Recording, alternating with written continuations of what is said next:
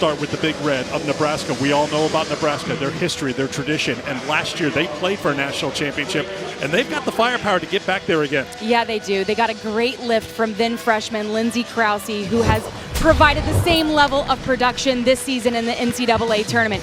She has been an absolute force on the right side for the Huskers. She leads the team with 3.29 kills per set, hitting 400 through the first 2 matches in the NCAA tournament. Oh, by the way, she could not be stopped yesterday in practice. Speaking of unstoppable, that really describes what Brooke Nunneveller has been during her Oregon career. I asked coaches at this regional about Brooke Nunneveller. I was told by someone she is one of the most fun players in the country to watch. She does it all for her team. Her head coach, Matt Ulmer, summed it up perfectly. Who else do you want on your team at this point in time? I just love this tale of the tape, too. When you take a look at what these two teams do very well, Oregon, 4th in the country in hitting percentage. Nebraska, the #1 defense in the country, set to go head-to-head to get us started in Louisville. What do they say? Something's got to give? Something's got to give. So we're about to find out what will give, as the first serve will be given by Nicklin Hames, and we're underway here in Louisville. And right away, that Nebraska block on display. They are #1 in blocks per set. And they are just a dynamic team when it comes to their defense at the net.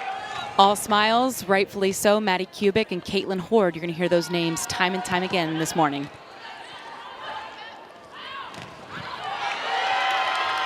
Great hustle play by the libero for Nebraska, Lexi Rodriguez. She can't get there in the first point for Oregon. Their libero is Georgia Murphy out of Texas. She'll go back to serve for the Ducks, who are rolling. They have won 15 in a row. They went 17-3 in the Pac-12, good for second behind Stanford.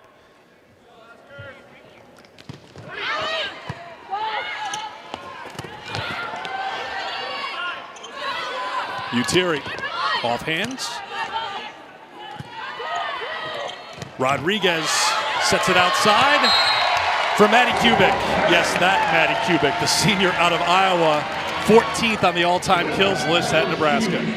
Great job in that one rotation, staying on the right side by Kubik, just taking that ball controlled down the line for a really nice kill. Nebraska 26 wins on the season, a 2 seed here in the tournament. Oregon a 3 seed. Murphy on the serve receive. They go to the right side again. Gloria Mutiri, 5th-year senior from Oklahoma. She's gone over 1,000 kills in her career, and they fed her early. Nice job by Mutiri, just going over top of the block. She's got great elevation. You see that left-handed swing. Hannah Pukas clearly making it evident she wants to get Mutiri involved early and often. Dalia McClellan, sophomore from Canby, Oregon, with the serve. And they run the middle quickly. Caitlin Horde in her first year with Nebraska after a standout career with Penn State. She is a very quick option in the middle. Oh, great 31 set by Nicklin Hames.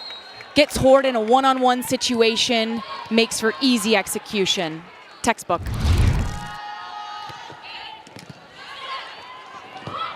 Pukas sets it for the freshman of the year in the Pac-12, Hannah Pukas.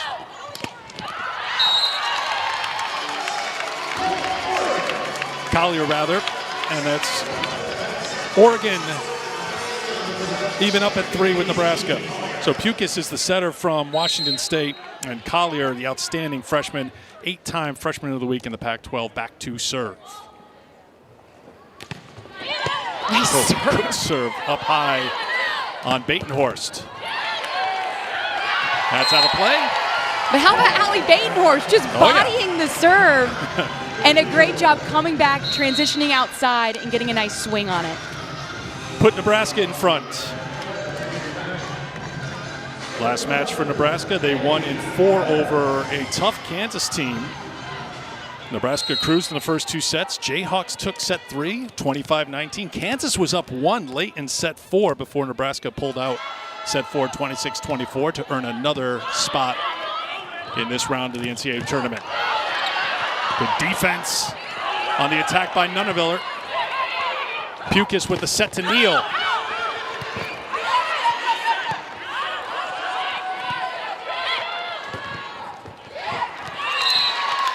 Point for Oregon.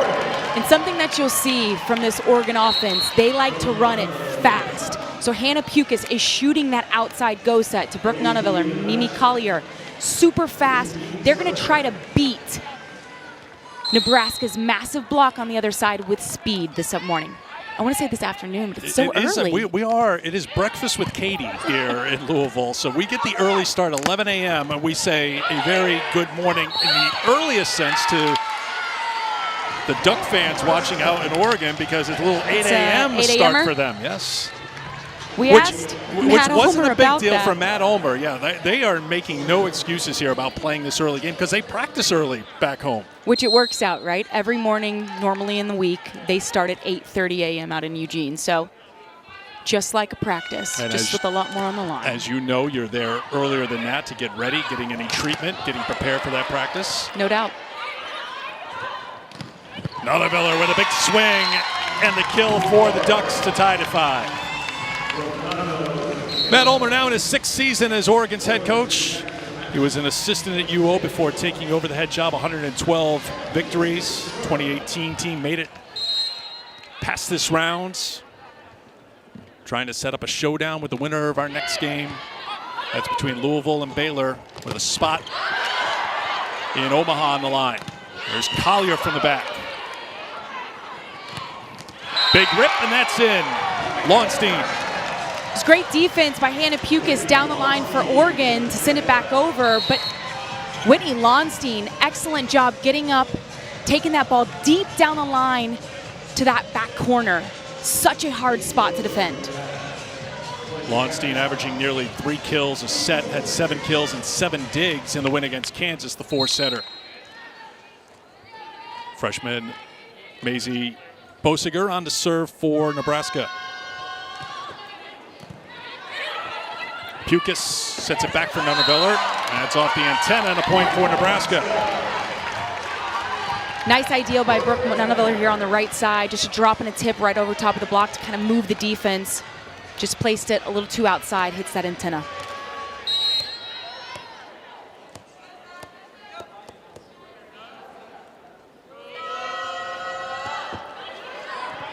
Nunneveller ready for that short float serve. Kubik, dug out by Pukas. A couple of Nebraska players collide, but the Cornhuskers stay in the point. Pukas looks for Nunneveller. Dug out by Ani Evans. And miscommunication by Nebraska, drops in, point for the Ducks. Great defensive rally on both sides. The longer the rally goes, obviously the more tired you get. Uncharacteristic miscommunication from Nebraska's side. You talked about the speed for Oregon. They want to beat you with their speed and their dynamic offensively. For Nebraska, we talked about their defense and their block. Their size stands out when you sit here net side.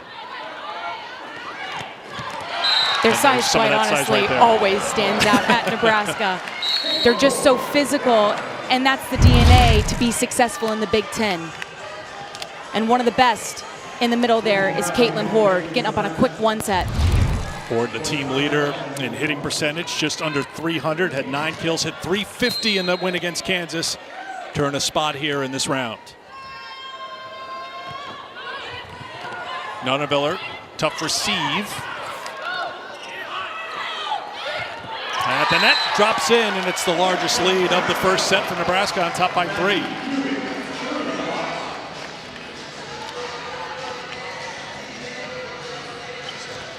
See Matt Ulmer in the background there talking with the down official Wade Dubois. Also making eye contact with R1 up top, Young Pack. Replay on. There's Collier. What a great season for the freshman from Lincoln, California. As we mentioned, Pac-12 Freshman of the Year. She's been so much fun to watch throughout the entirety of this season. And look how fast Hannah Pukas sets this ball out there. Just above the tape, allows Collier to get on it quick and go cross-court and find some hands. Pukas, the transfer in from Washington State, her first season with the Ducks, first team all-conference in the Pac-12. They look for Hoard again. Buteri off hands.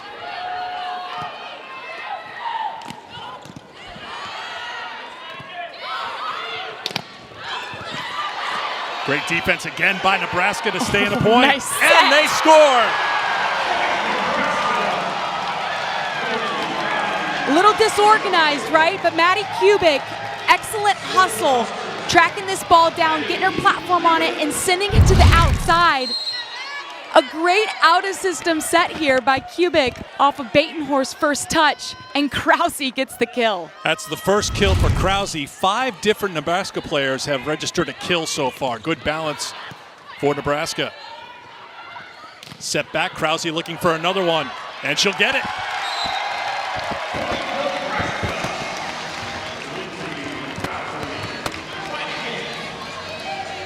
So Nebraska on top by 4 for head coach John Cook, the Hall of Famer, 23rd season at Nebraska, 4 national championships. I mean, this is just one page of the resume. This should be like on a credit roll scroll with all the things that Nebraska's accomplished under his watch.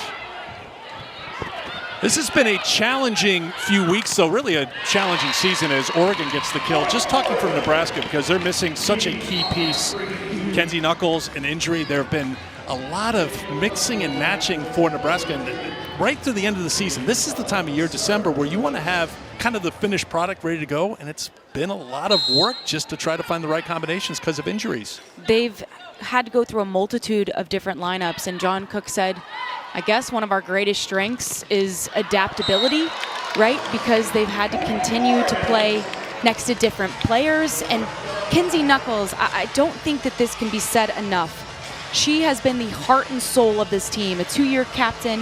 When she got injured in practice a couple of weeks ago, it was devastating, absolutely devastating. The team was shocked by it, and I think they really struggled to overcome that in the moment. They lost the last 2 games of the regular season, and now they've had to kind of find their way and find their rhythm without her on the floor. And so you think about it, she's such a great passer, right? You've got now Allie Batenhorst going around in 6 rotations, so you're trying to gain chemistry and trust next to a new passing partner. That's difficult to do when you're also playing in the most important matches of the season.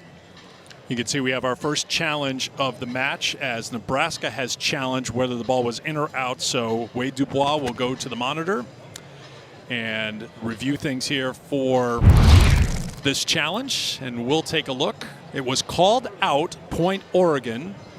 And the question will be, was this out? And the answer, I would think, is yes. It should be confirmed. A little close to that white line, but again, they're also looking to see if there's enough there to overturn the call. So they can also go look back and see if Oregon touched this ball.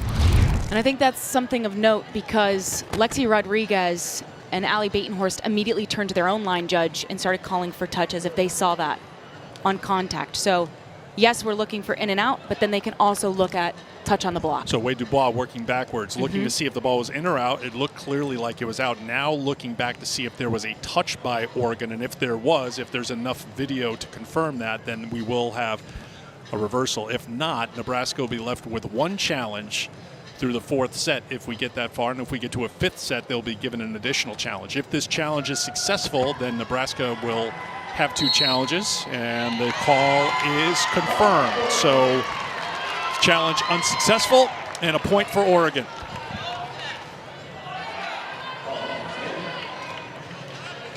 Well, while that was going on, I just think you just laid it out perfectly about Kenzie Knuckles, and just what she does on the court is one thing, but just that glue and that piece and that just having that intensity and bringing it out there.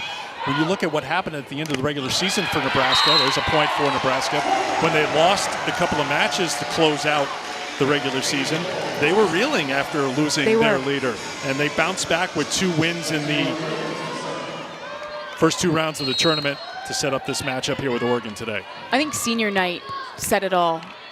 They were so emotional, in part to say goodbye to these seniors at the end of this, but also a great serve there by Lexi Rodriguez, but also because of the injury itself. They were emotional as a team because of Kenzie Knuckles and how much she means. So it's great to see her on the sideline. She's still a vocal piece, an important piece certainly, her presence just unfortunately not being able to be felt on the So court. we talk about the coaching job here. Technically, what is Nebraska doing to make up for her loss? How do players' roles change here a little bit for the Cornhuskers? Well, we've seen them in the 6-2 all season long. It's really comes down to Allie Batenhorst, who takes a swing on the outside here. She's moved to a 6 rotation player, so she plays all the way around. So she goes from attacking in 3 rotations to now having to be a prominent serve receiver. That's a lot of mental wherewithal for any player, and she's done a nice job trying to find her rhythm. Oh, What a play excellent. by the Ducks to stay in this point. The long rally continues and still continues. Off the block, Batenhorst with the kill. What a point. Excellent defense, excellent pursuit. Just throwing limbs underneath the ball to try to keep it in play. Such a great hustle by Ducks defense here.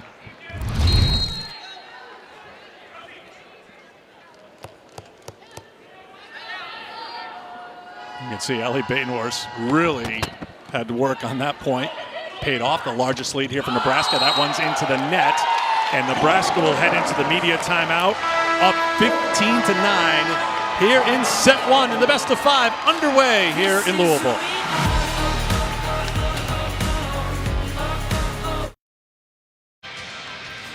Coverage of the Division I Women's Volleyball Championship continues all day. We have just begun here on ESPNU, also on ESPN2. For more information on match times and listings, visit ncaa.com. Home for all 90 NCAA championships.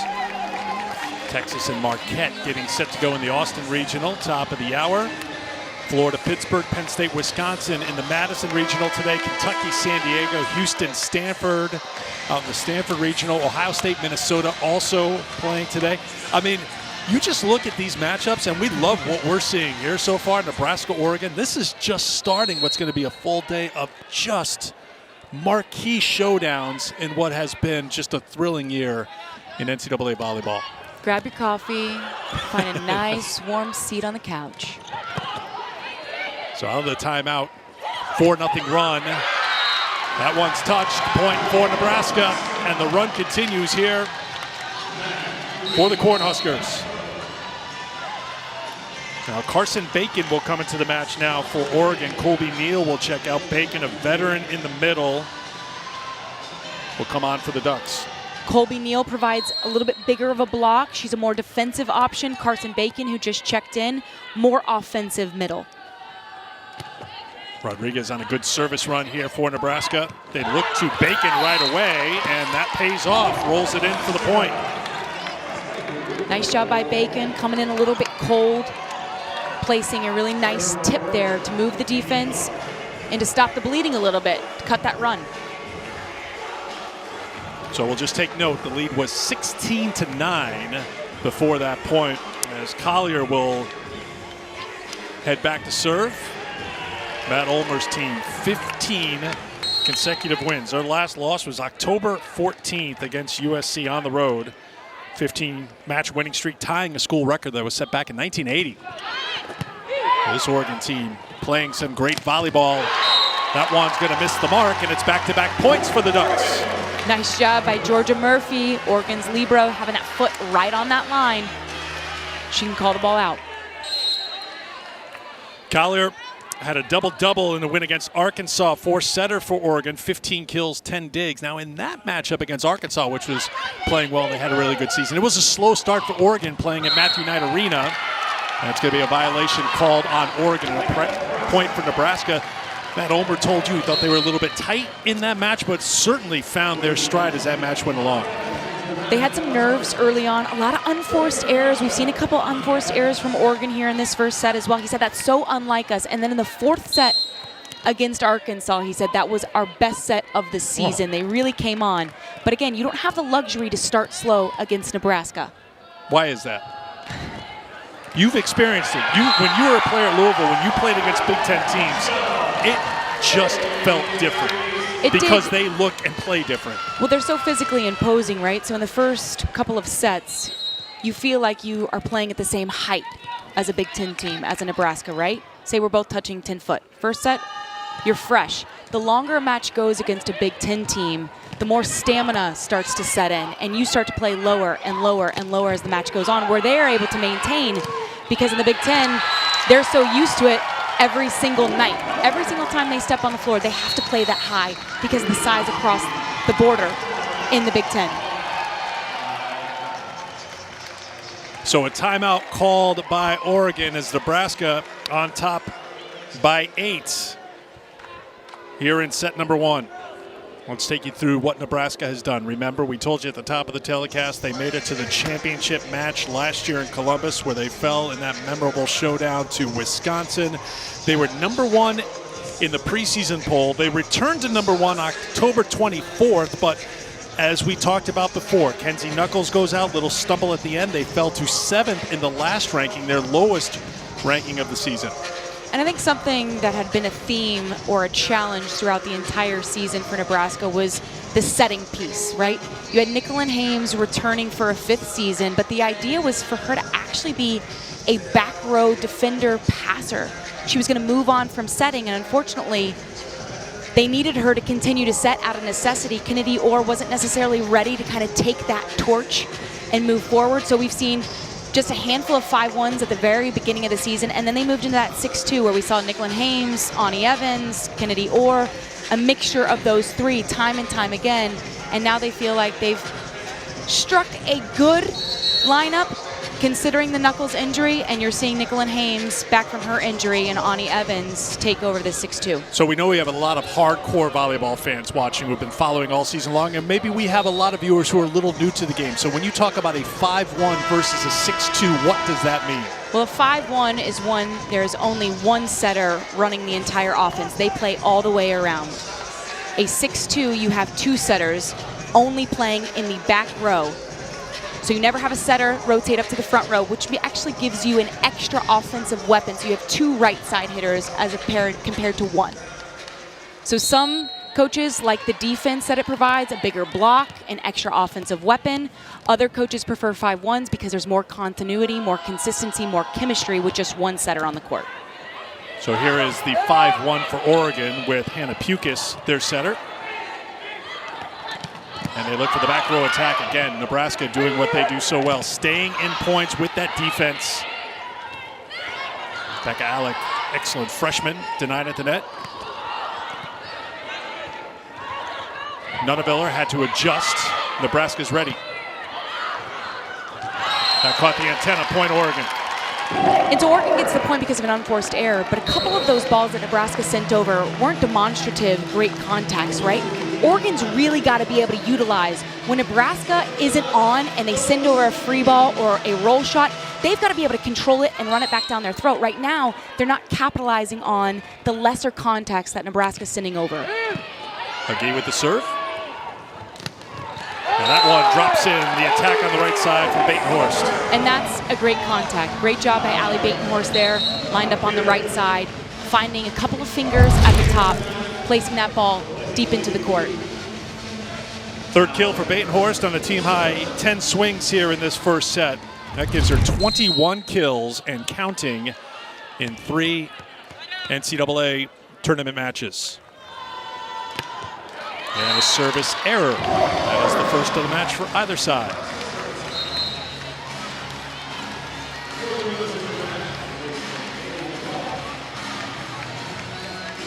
So Hannah Pukis will head back to serve for the Ducks.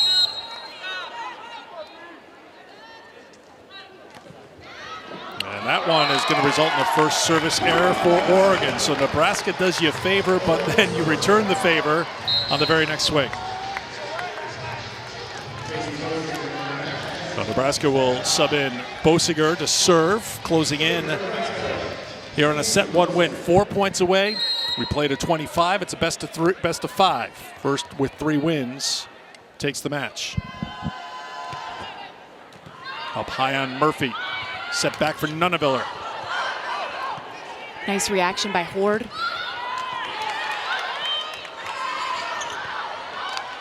Morgan Lewis into the match for the Ducks. Set it to Nuneviller, off hands, hustle play by Evans, can't get there, point for Oregon. Really nice job by Oregon's block, touching Nebraska's attacks to slow it down, to allow their defense to put up a good first ball contact to be able to run out of it. Brooke Nunneveller, nice job there tooling some hands. Now, if you're Nunneveller, you got to put it together a run here with your serve. Try to start eating into this deficit.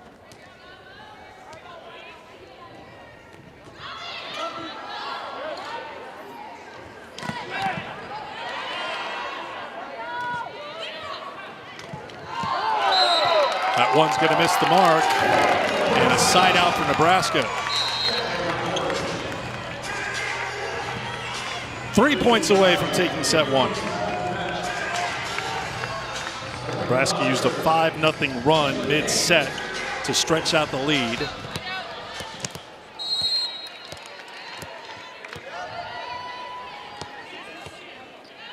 Hames to serve. Oh, a lot of drop on that one. That was nasty as it just cleared the tape and then dropped down for the ace. Timeout, Oregon. It's a great jump float. It's barely above the tape. As soon as it crosses the tape, it just dies and drops right in front of Brooke Nunneveller. Great serve by Nicklin Hames. I don't know if you would consider a Nebraska an aggressive serving team in all the tape you've watched. When you take a look at the numbers, they were 13th in the Big Ten in aces. I know that's not 100% the be-all, end-all when it tells you how aggressive a team is. They had one ace against Kansas in that four-setter. They have 3 aces in the first set here against Oregon. Well, John Cook thought that his team in practice yesterday served the heck out of the ball, and he wanted his team to be able to take what they had done in practice and have it translate under the lights. And so far, they've been a really aggressive, efficient team from the service line. And they've really taken Oregon's really fast, rapid offense out of system time and time again. That's tough, right? When you're out of system and it makes your offense one-dimensional, so you know where they're going to go, when you take into account Nebraska's block. Their size. There is no weakest link. No. There's nobody to key on and say, hey, we're going to try to go tool her, we're going to go after her, we're going to exploit her. That doesn't exist on Nebraska's front line. And so right now, Oregon's got to settle down and really, really focus on passing well so they can get back to that fast offense. And another thing that you've been a big proponent of, I'm sure it goes back to your playing days because you lived it, it's 23-14. This one looks to be in hand for Nebraska, but Sure. if you're Oregon, you want to find something to build on heading into set number 2. Get on a run with your serve. Side out here, start building a little bit of momentum. It might not help you here in set 1, but it's momentum you can carry with you into set 2.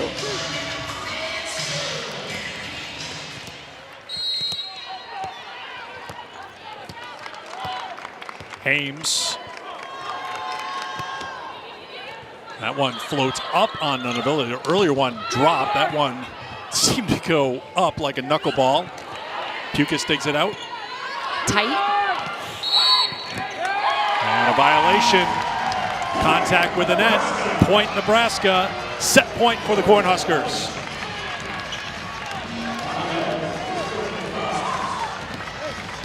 It's been a nice serving run by Nicklin Hames. Sure has. Hames has been excellent throughout her career. Came into this match with 126 career aces. And an attack error for Oregon. And Nebraska takes set 1 with ease, 25-14. Great start by Nebraska. I'll be really curious what the conversation is like for Matt Ulmer. How does Oregon respond down 1 set here in a regional semifinal? We'll be back from Louisville. More volleyball coming your way. Saturday afternoon college basketball doubleheader. North Carolina reeling. They've lost 4 in a row. They've gone from number 1 to out of the poll. They'll take on Georgia Tech in an ACC showdown. Then it's 6th-ranked Kansas taking on Mizzou. Both games on ESPN and also on the ESPN app. Back at the KFC Yum Center. Some of the legends from a basketball standpoint. I'm sitting next to a legend from a volleyball standpoint. You may not agree, and a lot of people may not agree, but that's what I'm saying. I think we could use a couple of those players on our team right now. Men's basketball, that is, not volleyball. They're struggling a little bit. Volleyball's I know. carrying that torch for that athletic department right now. Well, we got plenty of red in the building right now as the Big Red from Nebraska, they've traveled well as they normally do to watch their team, Nebraska, try to pick up a 27th win and advance on to an 11th straight regional final. It's been a remarkable run, and that was a pretty impressive first set, Katie George. 25-14 as Oregon will try to bounce back here. And an aggressive serve to get things started, and that's a great start for the Ducks as they get their first ace of the match. It comes from Mimi Collier. It's a great serve. Ideally, as a coach, you're asking your players to serve 38 to 42 miles per hour on a jump float. I think that one was 46 or 47. That had some pace to it. Collier, the team leader in aces with 40 now on the season. Free ball for Oregon. Like Katie said before, can they take advantage of these opportunities? Great hustle. Ducks stay in the point. A nice touch by Carson Bacon there in the middle. A lot on that swing from Krause for the point. And to be able to hit the ball with that kind of pace in an out-of-system situation where the ball's coming over your shoulder from Lexi Rodriguez is so impressive. Great job tracking the ball, seeing the height of it, and getting on top of it by Krause.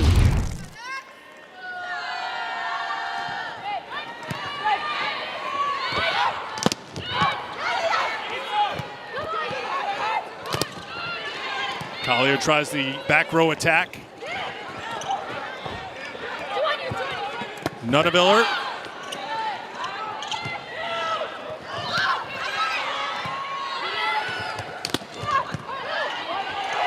Overpass, and that drops in.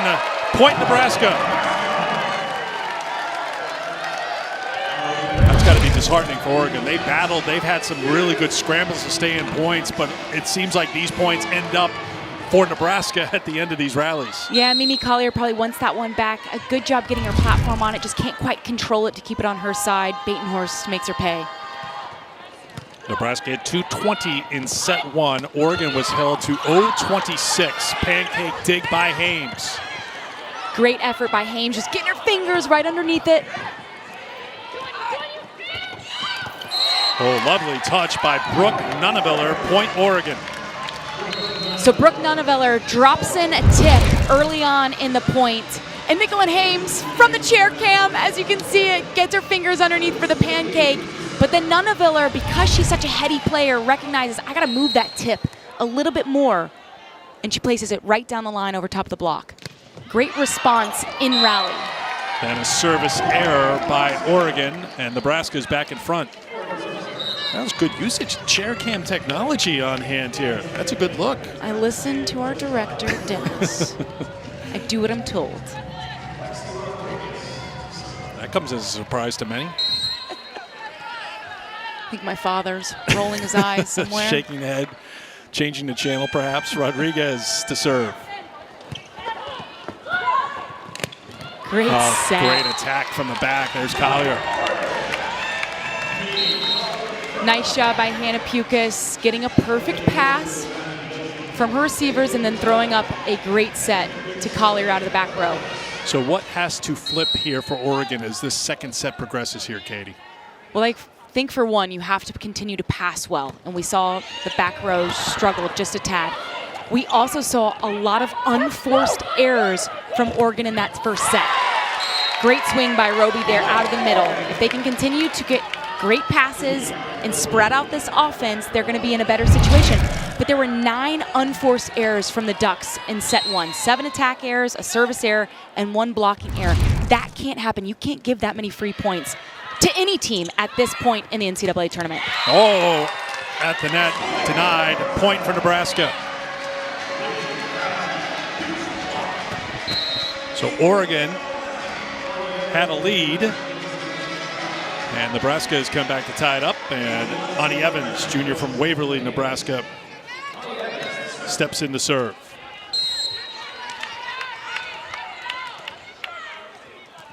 Krause with 5 kills to lead all players so far. Nunneviller and Collier with 4 each. Well, they keep looking for the back row attack, and it's paying off right now. Collier flies in for her 5th kill. It's a really nice job by Hannah Pukas taking this, and now you've got 4 options, right? Not just the 3 in the front row, but Collier gives you a 4th option, just one more thing for Nebraska's blockers to have to key on. Collier, 4.2 kills a set, first on the team, 5th in the Pac-12. That one is off the mark, and Oregon has its largest lead now, up by 2. Good bounce back here from the Ducks so far in set 2. 4-1 run for the Ducks.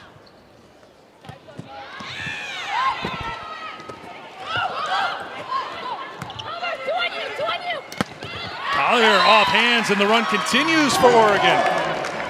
I do like the idea from Evans there to go to Becca Alec. Unfortunately, just a little bit too low of a set. Nebraska wants to get Becca Alec involved. She has been so much fun to watch in her freshman campaign. If they've got the pass, try to get her involved as well. Get that middle going.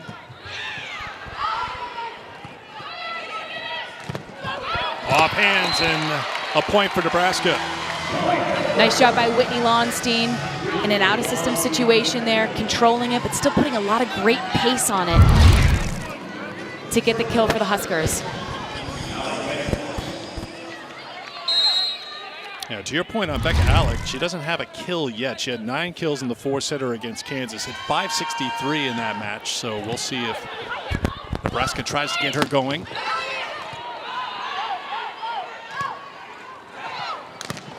That one is long.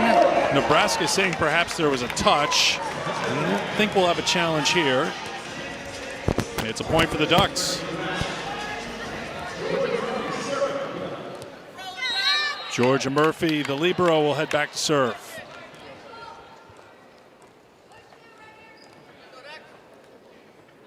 Murphy with 17 aces this season.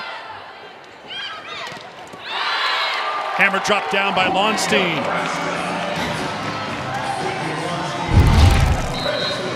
I want to see this again because it was so good. Great job by Ani Evans getting Lonstein in a one-on-one situation. Middle blocker was slow to close, but she still decides to thread that needle in between the antenna and outside hand down the line.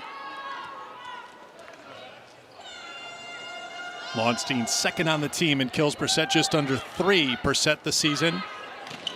Well, tight set, but on the money. And the kill delivered by Morgan Lewis, junior from Carlsbad, California. 60 kills now on the season. Oregon's done a much better job in the second set of siding out quickly when they have lost the serve. Nice job, good side out percentage here to start things in the second. McClellan. And a service error for the Ducks. That is their 3rd, as you mentioned before. You got to stay away from the errors, whether it's an attack error or a service error, if you're Matt Ulmer's team going up against Nebraska. I repeated what you said before just to further make the point for Thank you. So you don't want to give away free points. But at the same time, you want to be aggressive from the service line to force the opposing team out of system. Oh, big rip there. That's Collier on the attack. I think you're seeing some of that tempo and that speed for Oregon. And an excellent athletic play here from Hannah Pukas. It's a tight set, a tight ball, and she's still able to get it out of the net and get it to Collier. Both blockers jump with her. Collier's got so much space to work with there.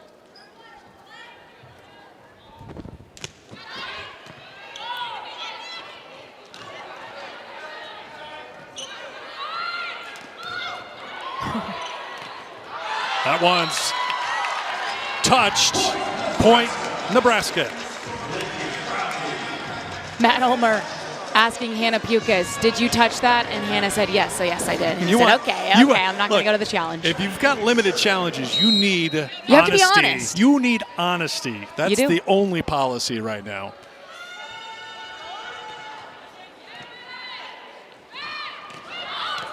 Bacon with the attack error. That's the first attack error this set for Oregon. Yeah, and it's just unfortunate. A little bit of a low underset to Carson Bacon there. Can't quite get on it quick enough. You got to remember, these hitters, 6'4", 6'3", 6'5", across the net for both teams. You got to give them a little bit of height, even though you want to go fast, so that they can get up on top of it. Collier, again, Oregon siding out at a good percentage this set.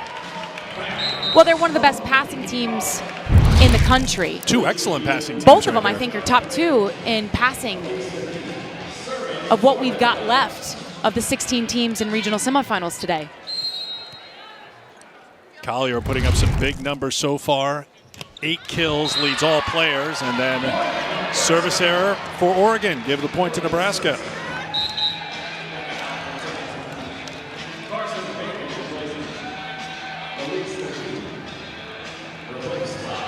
Alexi Rodriguez, first team Big Ten for a 2nd straight year, sophomore, who's the National Freshman of the Year last year, helping lead this Nebraska team to the national championship match.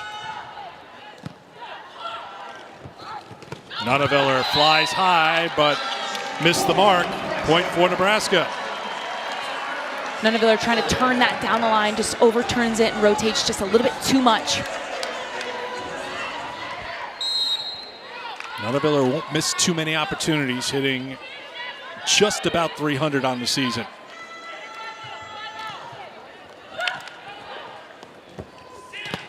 And they go to her again, and it's another attack error. So the attack error is adding up now for Oregon. As a result, Nebraska's gone in front here in set 2.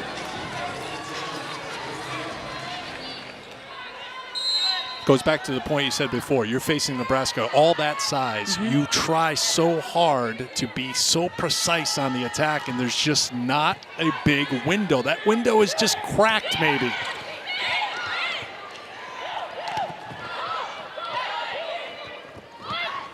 Now they go to Nunneveller again. Nice play by McClellan, just to keep that play alive. Krause.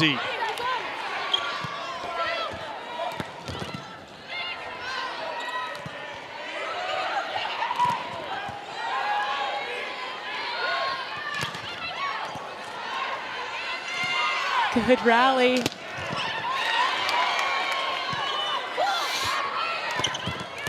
Good rally. That ends in a great result for the Ducks. Nunneveller's down on one knee after that, and she's like, thank you. Woo! I need a bit of a breather. I think she jumped 7 times in one rally. Well, Matt Ulmer used the word tenacious when he talked about Brooke Nunneveller, so even she needs to take a 1-second knee once in a while. No doubt. Pukas back to serve. Tight. Mistake by Nebraska on the overpass, and Oregon cashes in. So a push back here by the Ducks to go back in front. A good response here within the set by Oregon. A really nice job by Roby there, tracking that overpass from Kubik, making sure she efficiently puts it away. Oh, Pukas. Give her the point. So the line judge has called that Allie Batenhorst touched that off of her platform as she decided last second to let it go long. John Cook's asking, should I challenge? No. I think it also, too, it could have been with John Cook. Why would you do that? Because it was right in front of the Nebraska bench. Now I think the team is imploring Cook to use the challenge card, saying that one was touched. He grabs it, he wants to make sure, and he will grab the card. And the fans brought their own challenge cards here today. I mean, that is just a prepared fan base, is it not? I don't think John, did they travel with it, or did they get them at the hotel here in Louisville? That's what I want to know. So Nebraska is challenging a touch there on Oregon's block. I mean, they were imploring. Yeah. I don't think Coach Cook really wanted to get up. He's like, are you sure? I mean, the next step would be if the players had green challenge cards in their pockets like the fans did and they pulled it out to show John. I don't think John needs any help or advice, by the way. I think his track record speaks for itself. But they certainly thought this was touched by Oregon. The call on the court is that there was no touch, but Nebraska thought it was touched. And it's pretty close. Now the question is, and this is what the officials are looking at right now, do you see enough here on this replay to overturn the call? Because there's 3 ways that Wade Dubois could look at this. He'll confirm the call, he'll reverse the call, or he'll say it stands. When you hear that an official says it stands, that means that there's inconclusive evidence or video footage to be able to tell. And so the initial ruling on the court will remain. By the way, touch or no touch is, as you could imagine, one of the more difficult challenges to No question. You can tell right there.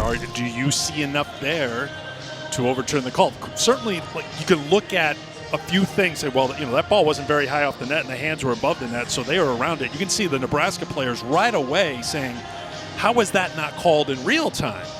That seemed to be their reaction as they turned to the bench, begging their head coach to grab the green card. It did, and how often do I tell you, as a player on the court, you can often hear. Right. You can hear a touch. You might not necessarily see it, but you can hear it. Well, we don't have audio here. Well, we do have video, and there was enough there to overturn it, so those challenge cards shown by the fans were well used. That gets us to an overturn, so it's now 14-13. As we'll rotate through the score here to get it right, because it was overturned. So a successful challenge used by Nebraska.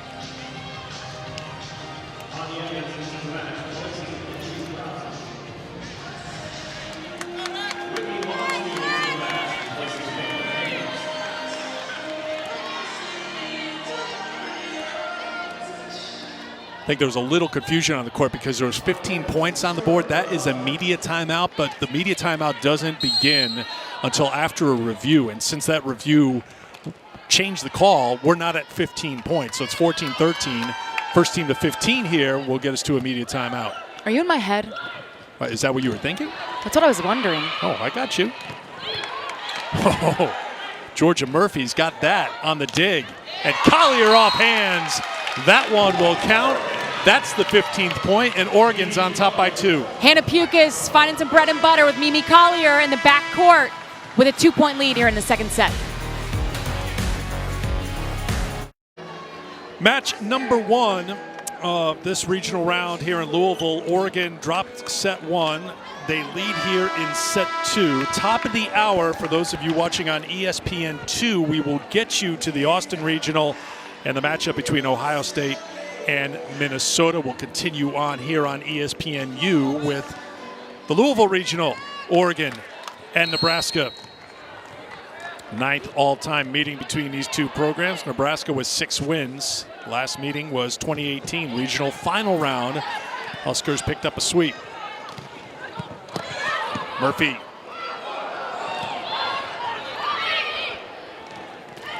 On the block, at the net, the middle delivers. That's Roby.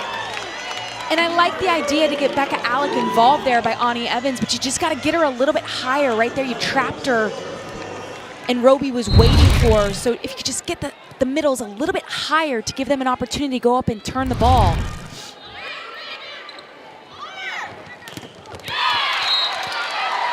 The kill for Batenhorst for Nebraska. Nice response by Nebraska, getting the ball out to Batenhorst there on the right side. She's had a really nice start to this match.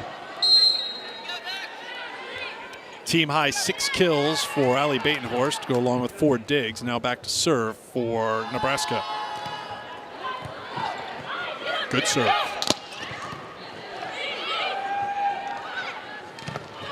Kubik. Dug out by Nuneviller. Off hands, point Oregon.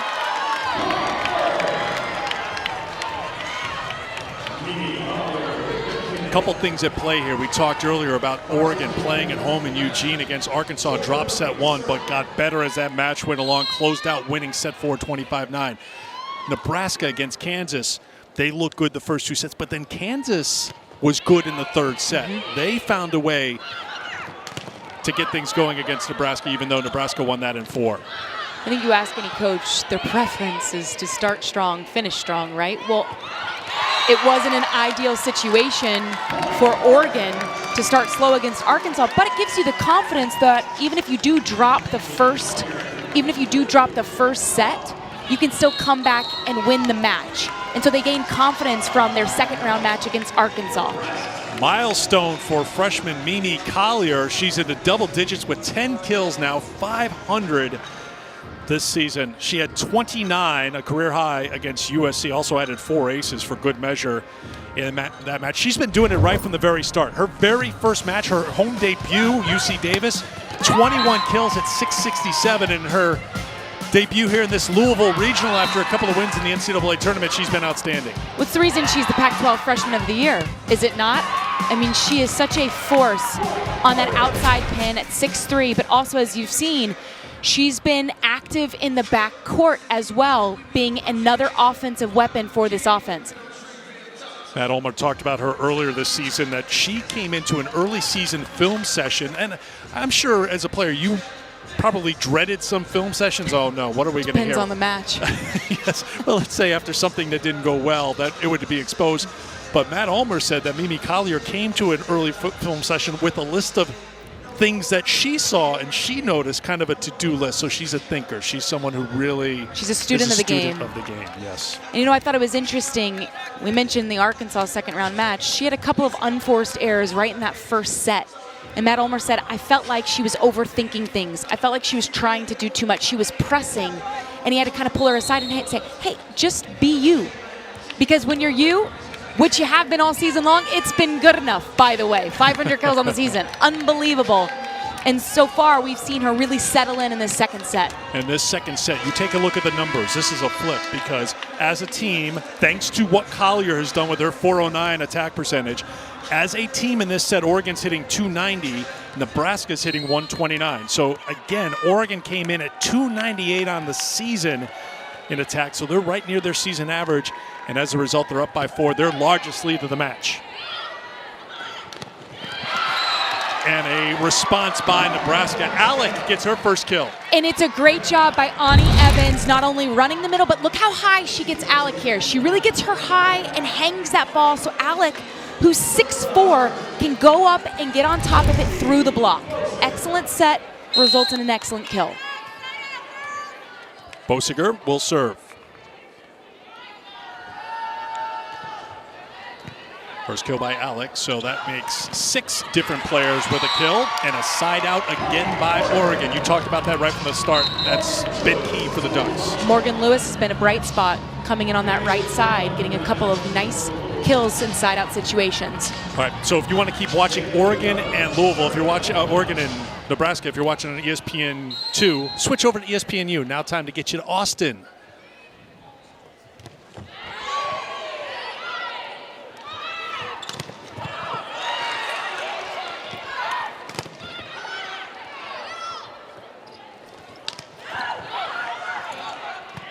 Second set continues here, Oregon and Nebraska on ESPNU. And again, we've seen some great diving plays. Lexi Rodriguez gets it done for Nebraska to keep that point alive, and a point that goes to Nebraska.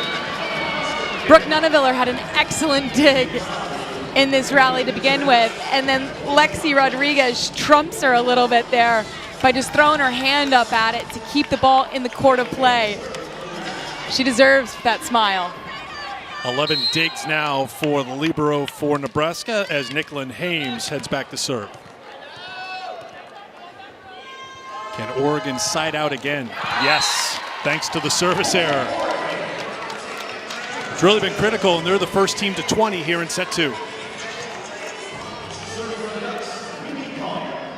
Collier's been so good for the Ducks all season, and again here today. Can she go on a service run and help Oregon tie up this match?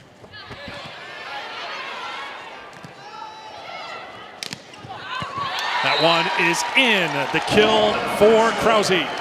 Great job by Krause here. Out of system because of Mimi Collier's serve. Just does a really nice job moving the ball around. She's got such great range for a young player. Getting Krause with it on the t-shirt.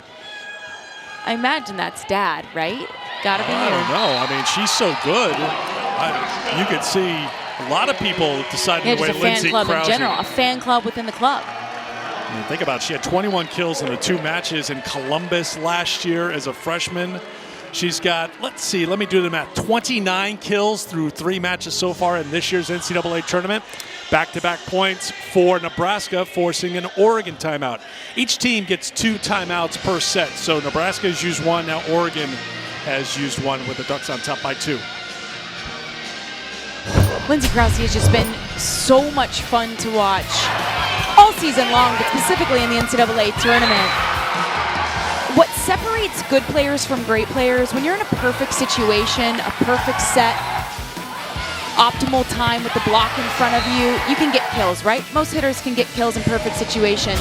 Krause excels in out-of-system situations as well. She is a lethal option no matter the situation, and I think that's what makes her so good and so much fun to watch.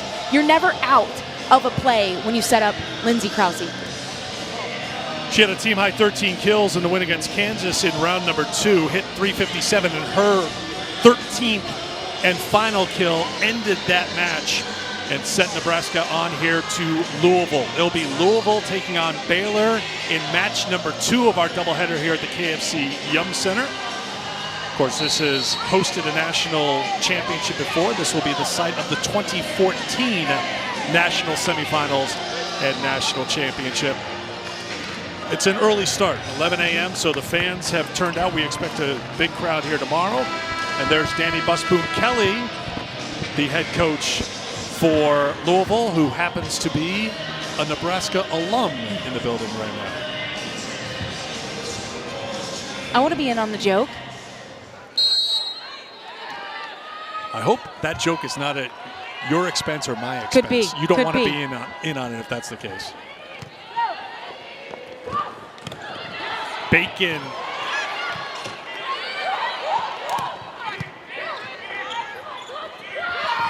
Collier again. Whoa, great job by Kubik to keep it alive.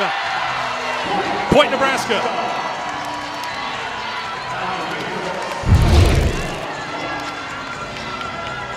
Great job by Kubik, just getting in front of it. Batenhorst finds that outside hand of Pukas to Toole. 3-0 run. Bacon, good reflexes to keep it alive. Free ball here for Nebraska to try to add to the run. We're tied at 20. Really nice run there by Caitlin Horde. If you're Oregon, the momentum has been on your side throughout this second set. Just got to dig in, put a good pass right on top of Hannah Pukas' head here so she can run her offense.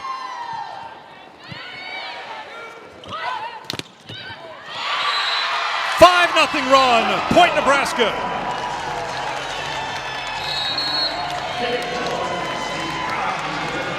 Oregon had been able to side out time and again throughout this second set, but now Nebraska has put together a long run.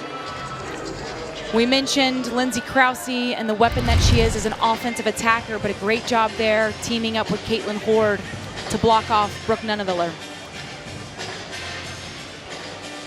So Oregon will use their second and final timeout of the second set. Nebraska took set 1, 25-14. This has been tight throughout, and now Nebraska has gone in front. A reminder, just getting started here today. Coverage of the Division I Women's Volleyball Championship continues all day here on ESPNU. For more information on match times and listings, visit ncaa.com, home for all 90 NCAA championships. So here in Louisville, it will be the Cards taking on Baylor Bears. Wisconsin, so impressive. They've won 20 in a row. They'll have a Big Ten showdown with Penn State. Florida will take on Pittsburgh, of course, a team that played national semifinals a year ago. They'll be 3:30 Eastern on ESPNU. Pittsburgh has won 22 of their last 23 matches. Their only loss was to Louisville. So they're a team that has had another great season. Oregon has a 15-match winning streak on the line here today, and Nebraska has come back to take a lead here in set number 2.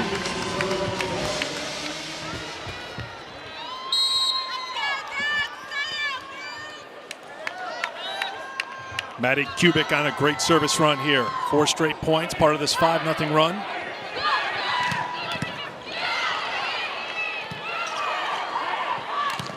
Batenhorst adds to the run and adds to the lead. And you love the animation and the energy she brings in celebration after another great swing and not a perfect situation. 6-0 run. Collier's going to drop it spot. in. A great spot by Collier. Wasn't perfect timing between Pukas and Collier, but Collier takes a little bit off of it, but still places it in such a perfect location deep in that corner. Great job. Heads up play by Collier. So a critical side out.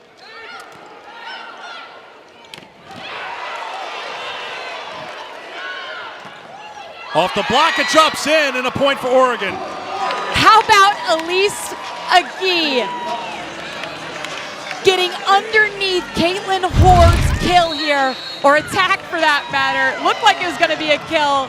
Agee says, no, not so fast. Gets Oregon the point, and now we're tied at 22. Critical point. Remember, they led 20-16, the Ducks did, before that 6-0 run by Nebraska put Nebraska on top by 2. Now we're tied at 22. Nebraska will use their final timeout as Matt Ulmer takes a seat and gets down low in front of his team here. Some good hip flexor mobility. Yes, get a stretch in while you're coaching your team against Nebraska here, 22-all here in set 2 in the best of 5.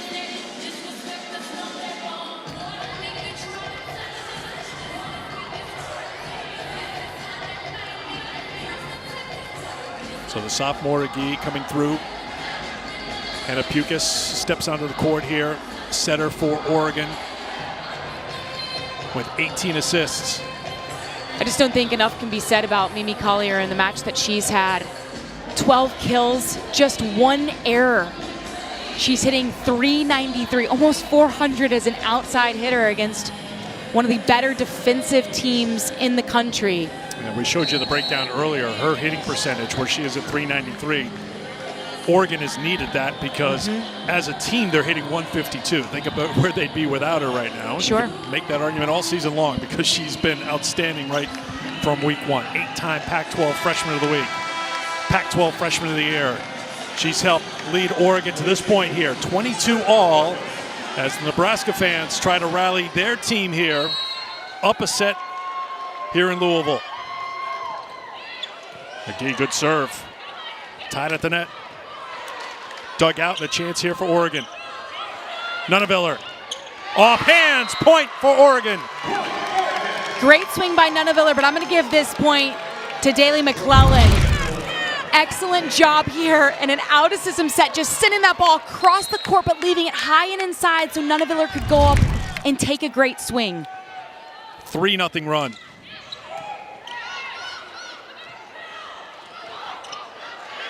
Another free ball. Pukas.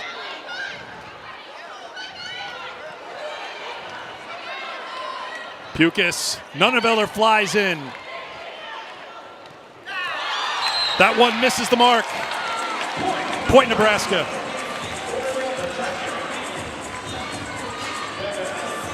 I think both teams probably would have liked to capitalize differently there on some free balls and junk balls going across the net there.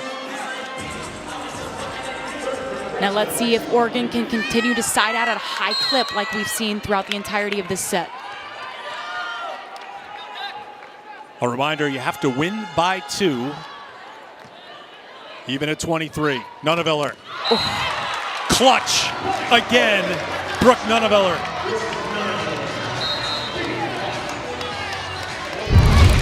Gutsy swing from Nuneviller here. Going against Lindsay Krause there. Finds that outside hand, just a couple of fingers. Tools the heck out of it. Set point for the Ducks.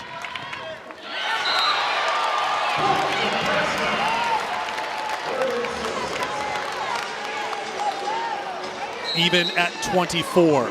win by 2.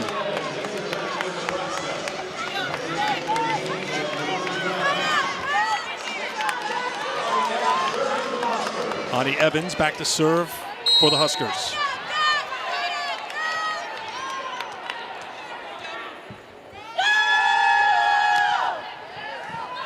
Murphy with the dig. Pukas sets it back. Nuneviller, another kill. 8 now for Brooke Nuneviller. Set point number 2. She's a gamer, and just in these last couple of points, Nuneviller has really come on. Great set by Pukas, getting her all the way out there.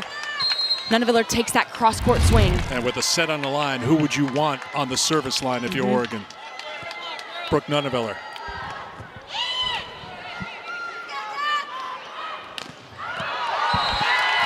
That's long. Point Oregon, and the Ducks take set number 2.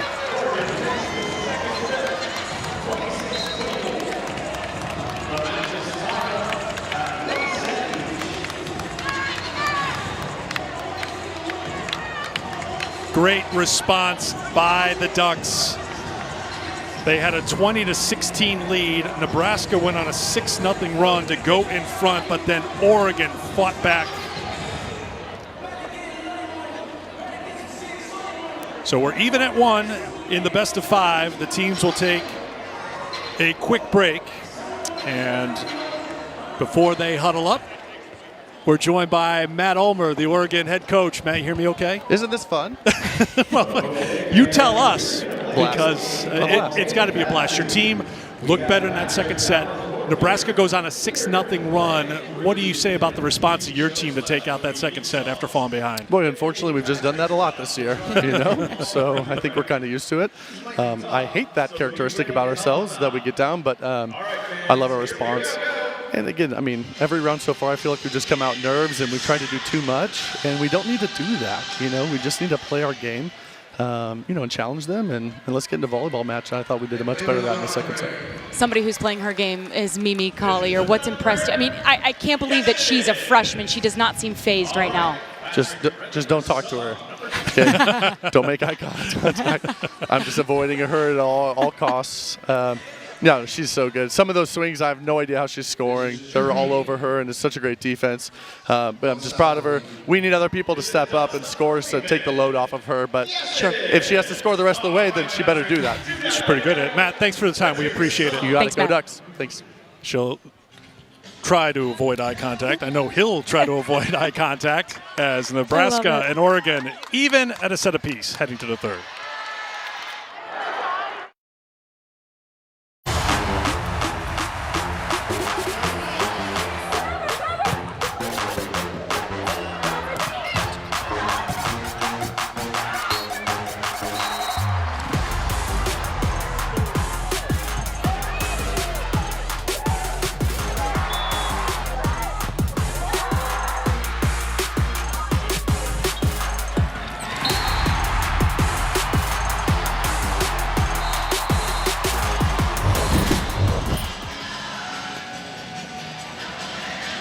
Today begins round 3 of the NCAA Women's Volleyball Championship. So the drama builds as the field shrinks.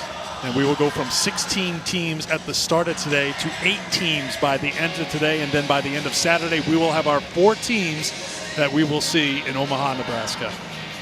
It's been so much fun. It's been an excellent NCAA tournament thus far. We've obviously got a great match tied up 1-1 here. And the whole day as it unfolds is going to be so exciting. Great response here by Oregon. Volleyball is a funny game. Momentum shifts back and forth across the net time and time again. Oregon, I thought, responded extremely well in set 2 in general. But then Nebraska went on that 6-0 run late in set 2. Oregon was down 22-20. I wondered, are they going to be able to respond again, give it one more response? And they did. And so I think that tells you a lot about the mental fortitude of this Oregon team. And Matt Ulmer touched on it a little bit. This is a team that has dug themselves out of holes, and they find ways to win, finishing second in the Pac-12 this year. They've won 15 in a row. Mimi Collier, as we've talked about throughout this match, was good right from the start of her Oregon career. And now as the spotlight gets a little brighter, she shines brighter. Just don't make eye contact with her, her head coach tells us, because she is in the zone right now. 12 kills on the day, just one error, hitting .393. She has been so much fun and so necessary for her team right now. It will be curious to watch as we move forward who else steps up to help her with the production load. On the other side, it's been balanced for Nebraska with Allie Batenhorst leading the way, 8 kills for her, hitting at .238. As a team, Nebraska hitting .212. They hit .205 in that second set. Tellingly, Oregon hit .283. So that's what Oregon does. They're a team that hit just shy of 300 all season long, and they were close to that number against the #1 defense statistically in the country, Nebraska. And it was a night and day difference from the offense we saw ran on this Oregon side in sets 1 and sets 2. Set 1, they were out of system a lot, throwing the ball up high to the pins. In set 2, more in system. They were able to run that really fast up-tempo offense that's able to beat blocks that we saw them run throughout their entire regular season in the Pac-12. And one thing that we saw early in that second set, Oregon's ability to side out. They win at 62% compared to 48%. And a good start for the Ducks here in set number 3. They get the first point. Really nice job by Carson Bacon there, getting up on that ball, that quick one set really quickly. Nice job by her to get that kill. And you know what? It was a quick move by Matt Ulmer early in that first set. He flipped for Carson Bacon instead of Colby Neal. Carson Bacon a little bit more offensive of a middle option. Roby is out there now, and then service error for Oregon. That will be the 6th of the match for the Ducks.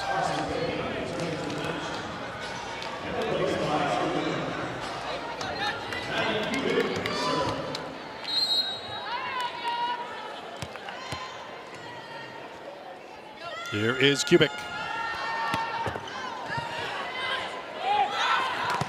Collier keeps it going. 13th kill for Mimi Collier, hitting over 400.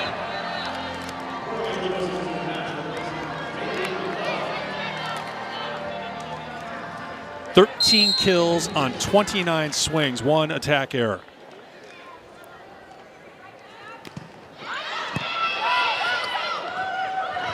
Set back for Krause, who drops it in. That's her 7th kill of the match. Krause hitting at a good number for Nebraska. Nice job by Hames, getting pushed forward, still able to jack that ball back to Krause, who finds that deep one corner shot.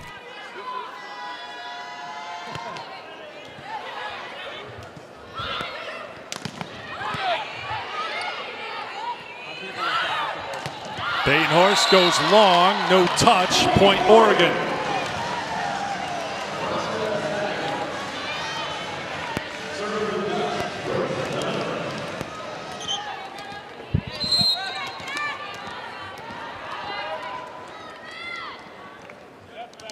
Brooke Nunneveller to serve for Oregon.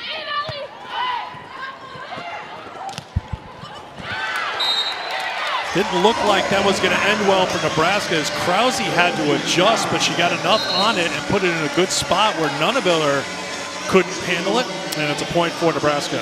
She's obviously got such power when she can get on it, but she also can adjust in air, mid-air, and then she's got great range where she can move the ball around and just place it if need be. Makes her very difficult to defend. Ani Evans serves for Nebraska. Pukas pushes it out to Collier. Another kill for Mimi Collier. 14 and counting. Great swing by Collier on that outside pin. Really nice set there by Hannah Pukas, keeping it in tempo even though she's a couple feet off the net.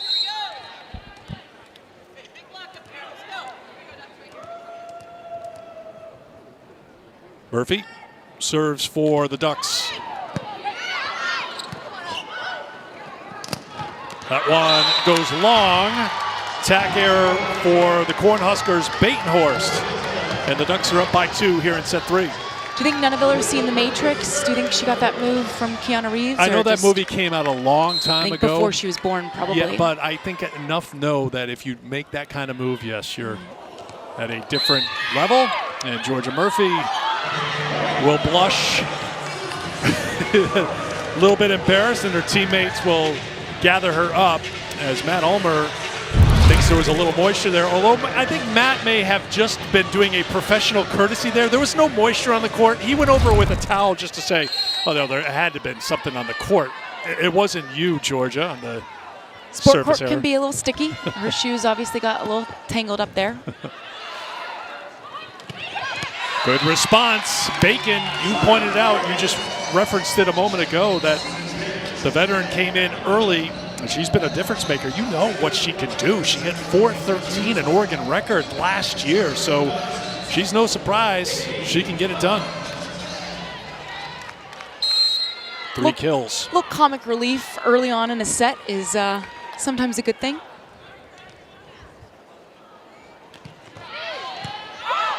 Receiving error, and Oregon continues to build the momentum.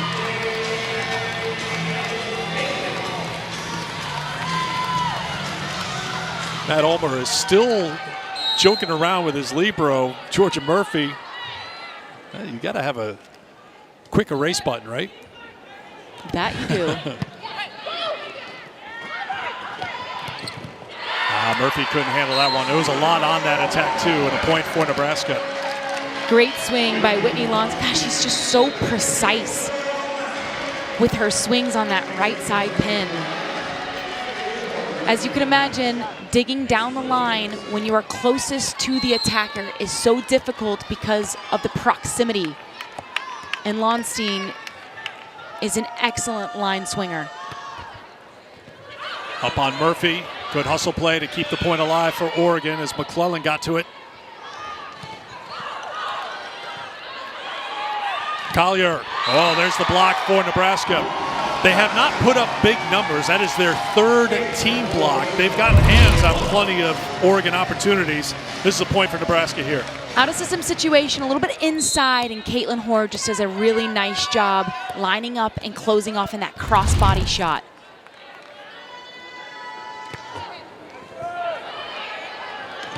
Oh, smart play by Pukas in the front row. Gets the kill. First dump of the day that we've seen from Hannah Pukas. First dump of the day from both teams, but not surprising given that Nebraska is running a 6-2. Yep. Hannah Pukas is front row. She knows she can be an option. Throws it right to the donut to keep this Nebraska defense honest. So Pukas has a kill to add to her totals. 24 assists, 11 digs. 13th double-double for her this year.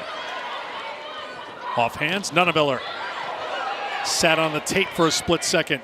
Collier back row. Collier with the dig.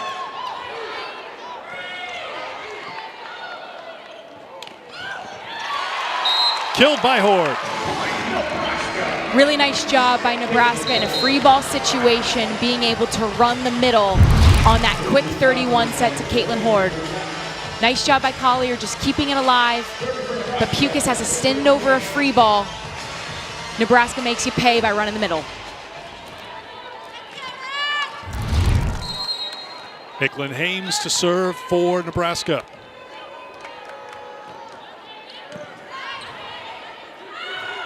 Pukas, beautiful set to Brooke Nuneviller, who gets her 9th kill of the match. Brooke Nuneviller is able to thread this needle down the line because Hannah Pukas sets this ball all the way out to the antenna. Excellent location by Pukas, which gives Nuneviller that really small window to be able to hit through.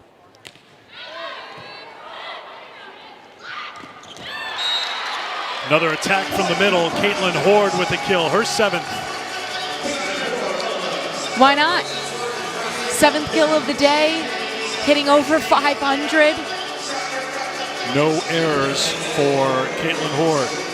Kentucky native from Lexington. John Cook was joking around at the press conference yesterday about Caitlin enlightening him about Kentucky bourbon. It's a thing around here, apparently. It is. She's a senior. She's a veteran. She knows. Oh, great job at the net. Pukas looked for the kill, but Batenhorst was ready for her. Really nice job by Allie Batenhorst, recognizing, hey, she's going to turn this one over on the second contact. She's an offensive option. Batenhorst all over it. That's going to sail long, and a service error for Nebraska. That is their third.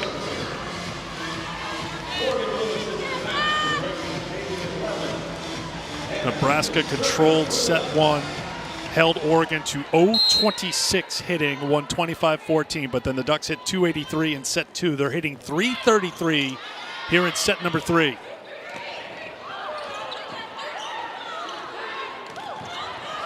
Murphy flying around the court, tight to the net.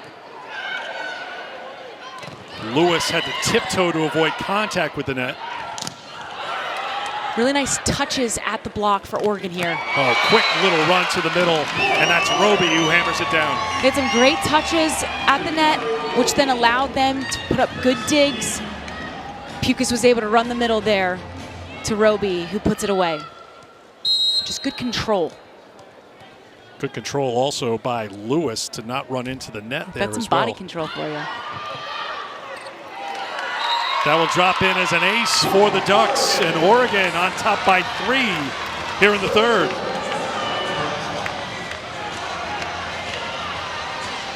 What has jumped out to you the most, Katie, from set one, where Nebraska won 25-14, to right now, where Oregon has tied it up at a set apiece and is up 3 here in the third? Well, I think for one, the passing from Oregon has been apparent in sets 2 and sets 3. We were talking with Matt Ulmer yesterday at practice. He said, when you look at these two teams, we're two of the best passing teams in the country, right? Which means we should, in theory, be able to side out at a high clip. There might have been some nerves, certainly, in set 1. But Nebraska was aggressive from the service line and really forced Oregon out of system so they couldn't run their fast offense that makes them so good. We've seen them more in rhythm in sets 2 and sets 3. And Nebraska out of sync trying to play that ball sent over by the Ducks, and Oregon pushes it back to a 3-point lead. And I actually think that you've also seen, although albeit a couple of errors from the service line, Oregon has been very aggressive, and they've actually been forcing Nebraska out of system quite often.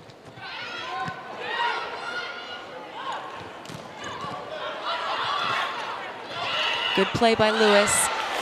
Diving play by Morgan Lewis. It heads out of play, and a point for Nebraska. It's a good play by Lewis there, tipping it over, but then a little bit more communication needs to take place between Pukas and Lewis there on that first contact.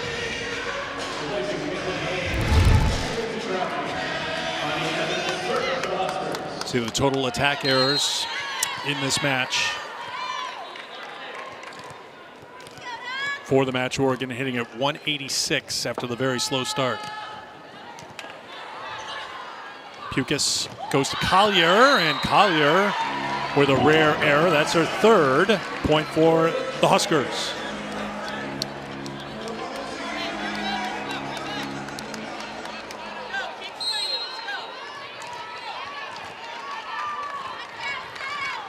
Here's Ani Evans to serve for Nebraska.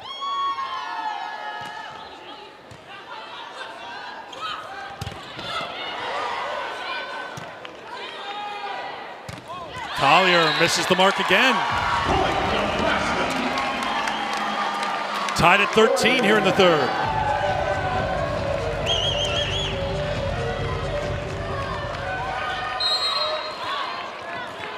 Be interesting to see how Collier responds here after back-to-back unforced errors. Does Pukas go back to her, or does she use somebody else? She goes back to her. Nice job by Lonstein controlling a wide set. Great job by Morgan Lewis. We've seen a ton of Lewis here today instead of Butery. Yeah, Lewis has been a pleasant and great addition here in sets 2 and sets 3. We saw Gloria Maturi getting a lot of sets early on in set 1, and then Matt Ulmer decided to go to Lewis early, and she's been a bright spot on that right side pin. She came in with experience, 59 kills in 34 sets.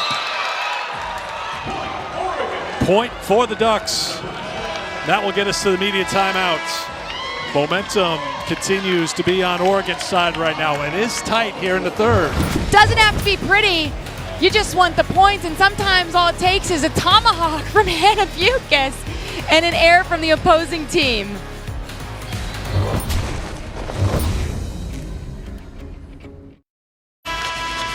Women's basketball doubleheader Sunday afternoon includes Louisville Cardinals. They'll take on their rivals from Kentucky. That's the first matchup, 1 Eastern time on ESPN. And then at 3 o'clock Eastern on ABC, number 6 UConn without AZ Flood will take on Diamond Miller and number 20 Maryland. Big afternoon of college hoop coming up on Sunday. Eric Freed, Katie George back with you. KFC Yum Center in Louisville, Nebraska and Oregon in a tight one here in our first match of 2 at the KFC Yum Center. Oregon took set 2. They're in top here in set 3. Murphy will send it into the first row. Point Nebraska. Nice cross-court swing by Lonstein there to side it out.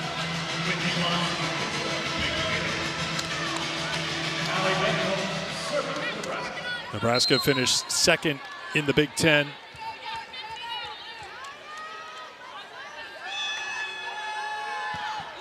Taking on the team that finished second in the Pac-12. Collier. Dug out by Batenhorst. Murphy returns the favor. Back row attack by Nuneviller. Some great digs on both sides. At the net, trying to reach back was Lewis, but couldn't get there. Give the point to Nebraska.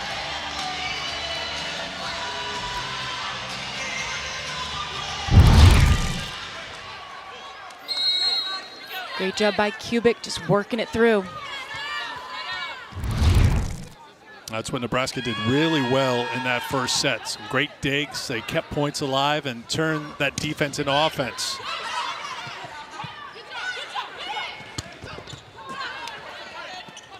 Bukis goes the long way, and at the net, the block. Alec and a fired up Lonstein with the defense. Nice job here by Becca Alec, recognizing it's going one place, a little bit inside, but Whitney Lonstein does a great job reaching out, closing off that line shot to get the block. Lonstein second on the team in blocks per set on the season.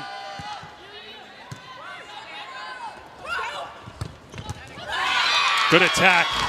Morgan Lewis continues to make a big contribution here for the Ducks. She really has. She's been excellent. Nice job by Bukis, recognizing, hey, let's send it back to the right side.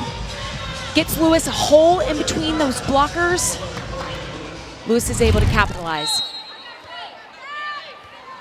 Lewis will check out. Here's Daly McClellan.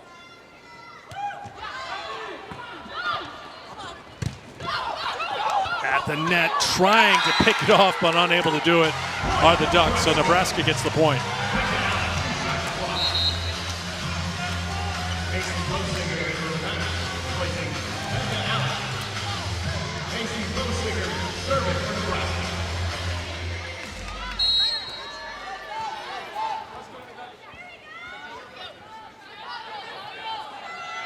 Bosiger puts it into play for Nebraska. Bukis looks for Collier again. And it's another kill for Mimi Collier. That's 15 for Collier. Collier's got a short-term memory, and that's what you have to have as an outside hitter at this level. Nebraska's got a phenomenal block. You get stuffed, no fear, you go right back to it, and you take a great rip. Collier had 15 kills in the 4-set win over Arkansas that got Oregon here to Kentucky. She's got 15 right now as we play in set 3. Good hard serve. Off hands and a point for Lonstein and Nebraska.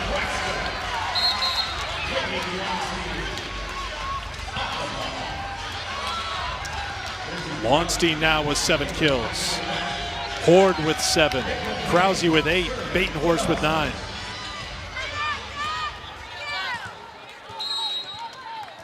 Huskers in front and serving here in the third. Oh. Bukis to Bacon. I think we heard what Katie George thought about that play.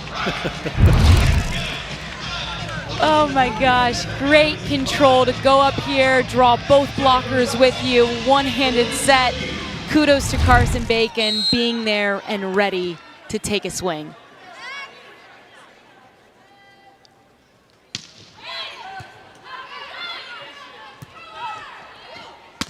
Krause hammers it home.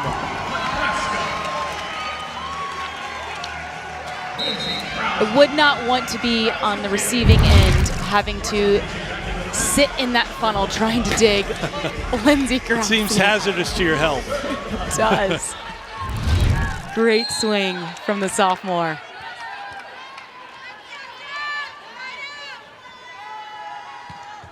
Kubik serve. Nunaviller. Dug by Kubik. Pukas looks to the middle. Pukas goes outside, and Nebraska is ready for it.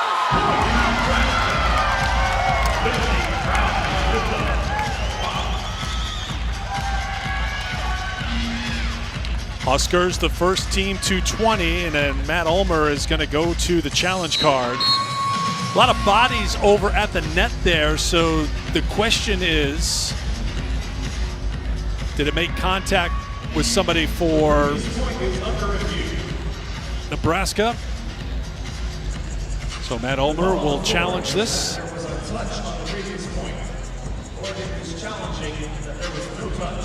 So the question is, since it's a Nebraska point, it was called on the court that it was touched by Oregon. Ulmer would then be challenging whether or not Oregon touched this at all. It almost looked like after Nunaviller got blocked that the ball might have brushed her hip or her arm or her leg over on that left side. Hard to tell here, but Ulmer's standing right there. He's challenging that that block did not, in fact, touch Brooke Nunaviller's body. Right in front of the R2. So we're going to take a cross-court look right here as we get it queued up. There's the touch. And we'll go back and maybe slow that down. I don't know if Nunaviller... So immediately after, you see Caitlin Horde celebrating because she believes she saw the ball bounce off of Nunaviller as Nunaviller was coming down from her attack.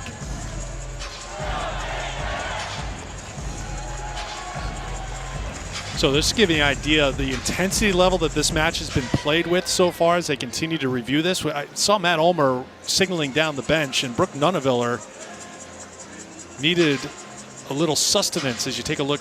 One other angle, I don't know if we see enough there, and the call is confirmed. So the challenge unsuccessful, but they ran Nunaviller out some fluid and a banana during this challenge. So Nunaviller getting fueled up a little bit here, but again, we're in set 3. If we're going to go 5, and usually matches that Katie and I do go 5. Disclaimer. Just giving you a heads up. That's why Katie said settle in with a cup of coffee and comfortable spot. Collier. Oh, she found the spot again. Mimi Collier. She's got all the shots. All the shots. That she does. Great response here by Oregon after the unsuccessful challenge. Really nice side out there with Hannah Pukas back to serve.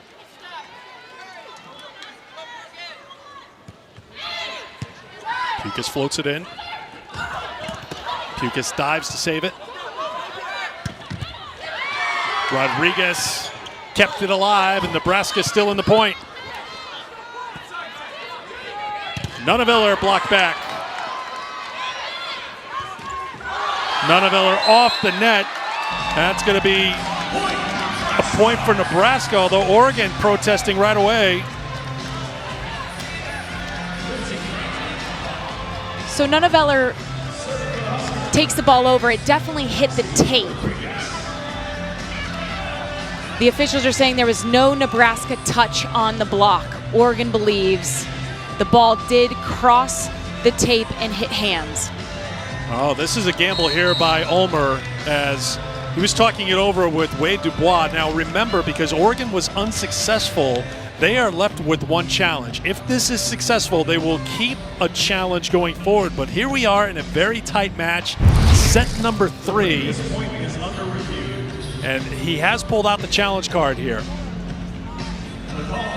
The ball definitely hits the tape, but then does it bounce over and hit the right side hand of Lindsay Krause?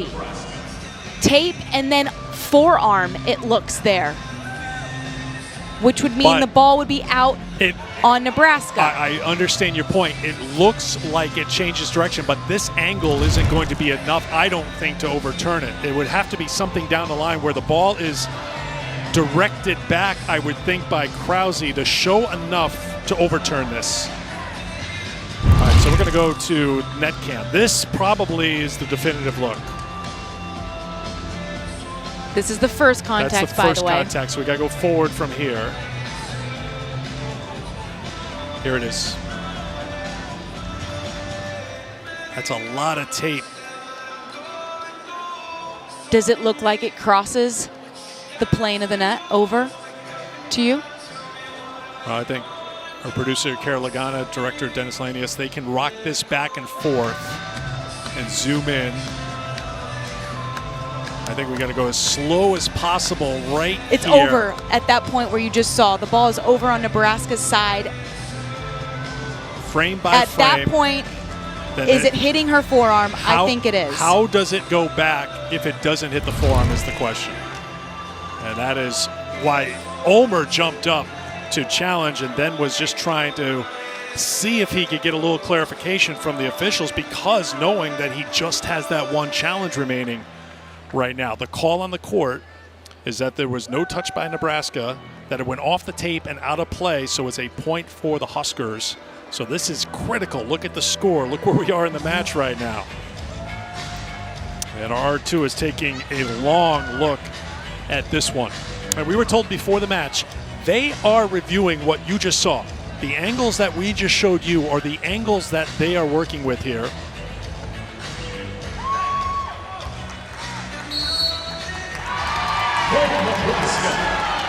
So call with it standing means there was inconclusive video evidence to overturn it. Let's circle that point. No question. Let's circle that 0 there, because now Oregon without challenges, unless we get to a 5th set. If we get to a 5th set, then each team will be granted an additional challenge. 21-19 the score at that challenge. Good job by Murphy.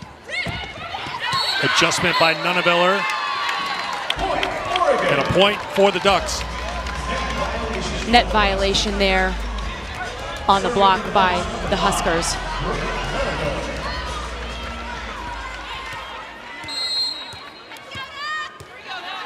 Nunneveller ready to serve. Down 21-20.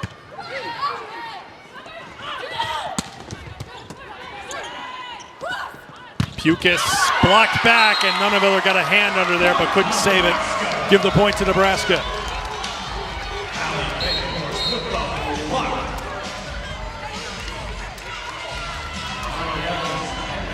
Batenhorst and Alec, who teamed up there, 6'5", 6'4". It's a tough block to go against. 8 blocks for Nebraska. 6 this set. Remember, they had 2 blocks after set 2.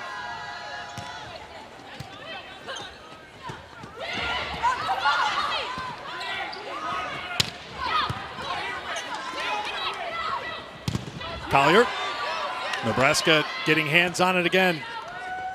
Batenhorst.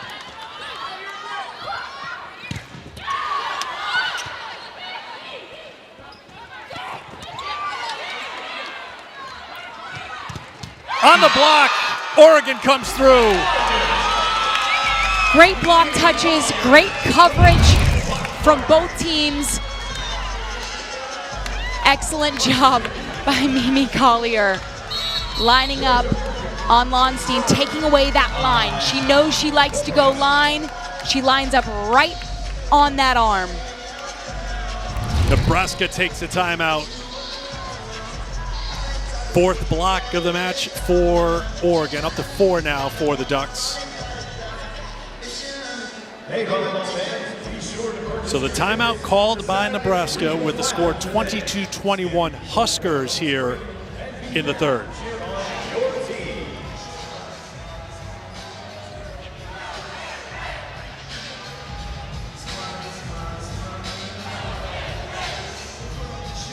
Collier has led the way for Oregon with 16 kills. Nuneviller also in double figures with 11 kills, but no one for Nebraska into double figures with kills yet. Their 39 kills are broken down this way. 9 each for Krause and Batenhorst, 7 apiece for Horde and Launstein and Kubik.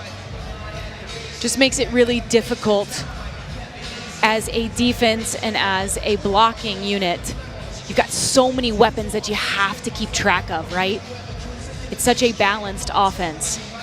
Whereas when you look at Oregon, and because Mimi Collier and Brooke Nuneviller are so good, they are outside heavy as an offense. They rely a lot on the outside pin for their production. Mimi Collier's got 16 kills on the day, Brooke Nuneviller 11.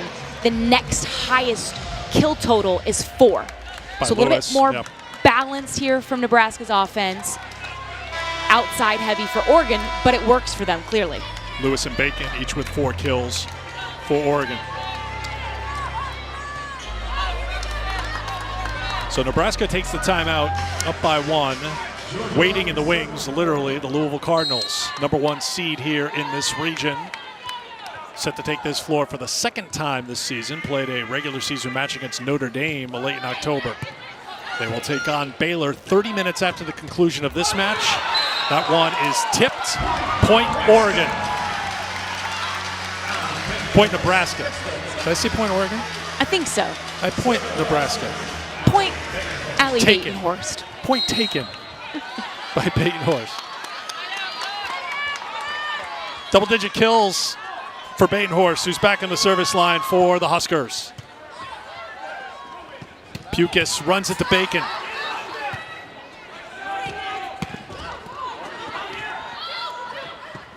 Collier dug out beautifully by Evans. Battle at the net.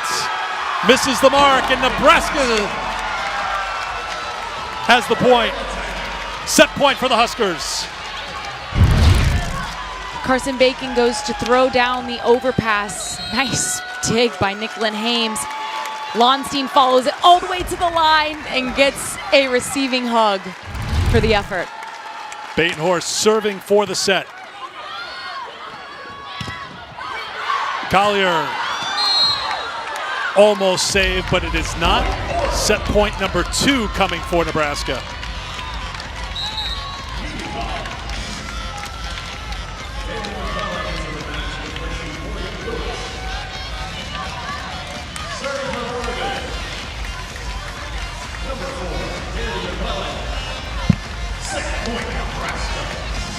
Daley McClellan needs to go on a service run here to keep Nebraska from going on top 2-1.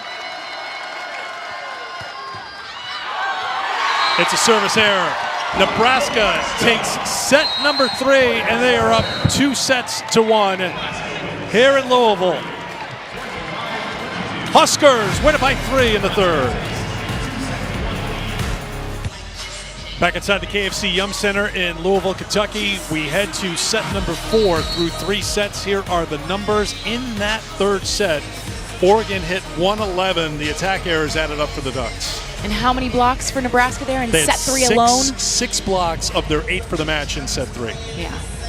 You definitely felt the presence from a blocking standpoint. Also worth mentioning, Oregon had 10 unforced attacking errors in set 3. Couple of service errors as well. 13 total unforced errors given to Nebraska. Only a 3-point set though. So if you clean up and take care of a couple more balls here in set 4, it could be the difference.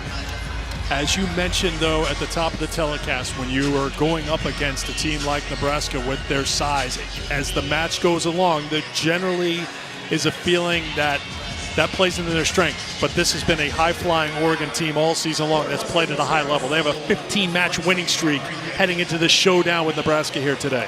I think the key word there, high. high-flying Oregon team. They play extremely high. They have to in the Pac-12. They play fast. Certainly, we've seen that on display all afternoon. They just have to play cleaner volleyball moving forward if they want to force a fifth set here at the KFC Center. Individually, Collier leading all players with 17 kills through 3 sets. Batenhorst with 10 kills to pace Nebraska through 3. Collier to serve to open set number 4. Oregon needs to win this set to force a 5th and final deciding set. Back-to-back service errors for Oregon here. One closed out set 3, one opens set 4. Nebraska gets the first point of the 4th.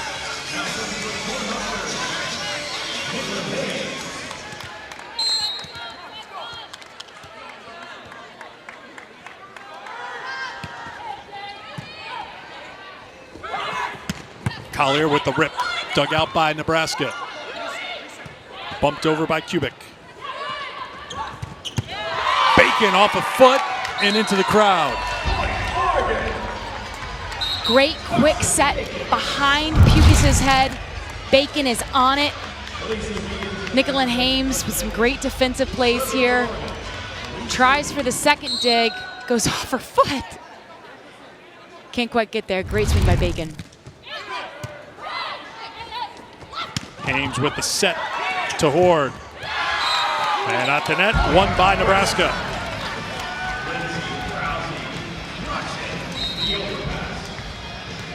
Bacon will come back into the match along with Georgia Murphy, libero for Oregon.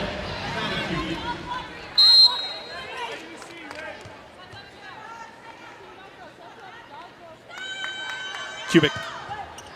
That one's going to sail long. Service error number 4 for Nebraska.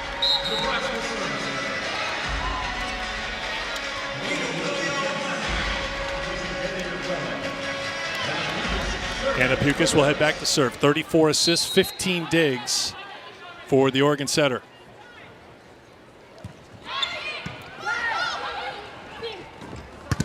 Krause blocked. Roby with the defense at the net.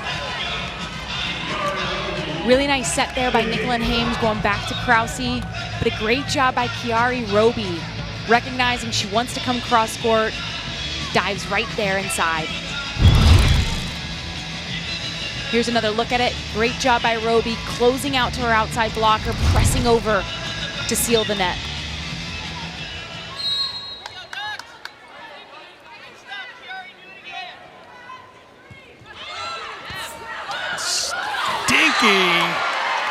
Just a serve that just dropped in there, and somehow, someway, Nebraska got it over, and it just dropped into no man's land for Oregon.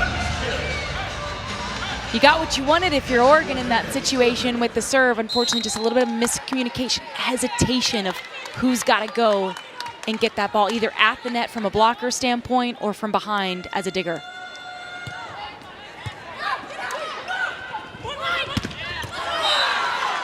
Another kill for Morgan Lewis. This starts with Georgia Murphy putting the ball right on top of Hannah Pukis' head, so she's able to jump up. They hold with the middle, which gives Lewis a one-on-none on the outside pin. Lewis now with 5 kills. Nunaviller serves.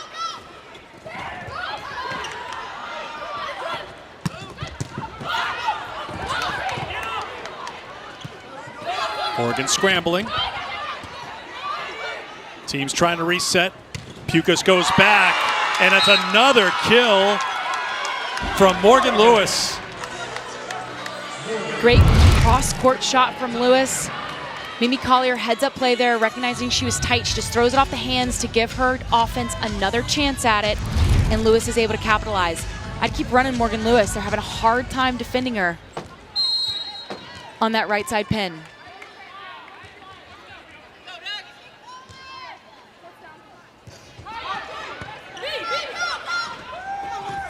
Krause, point Nebraska. 11 kills now for Lindsay Krause. Such a fierce cross-court shot.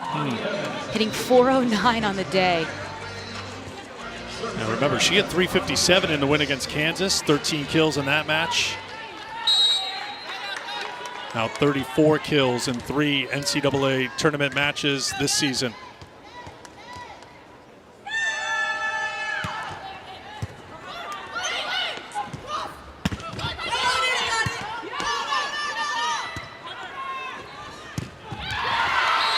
The kill for Batenhorst.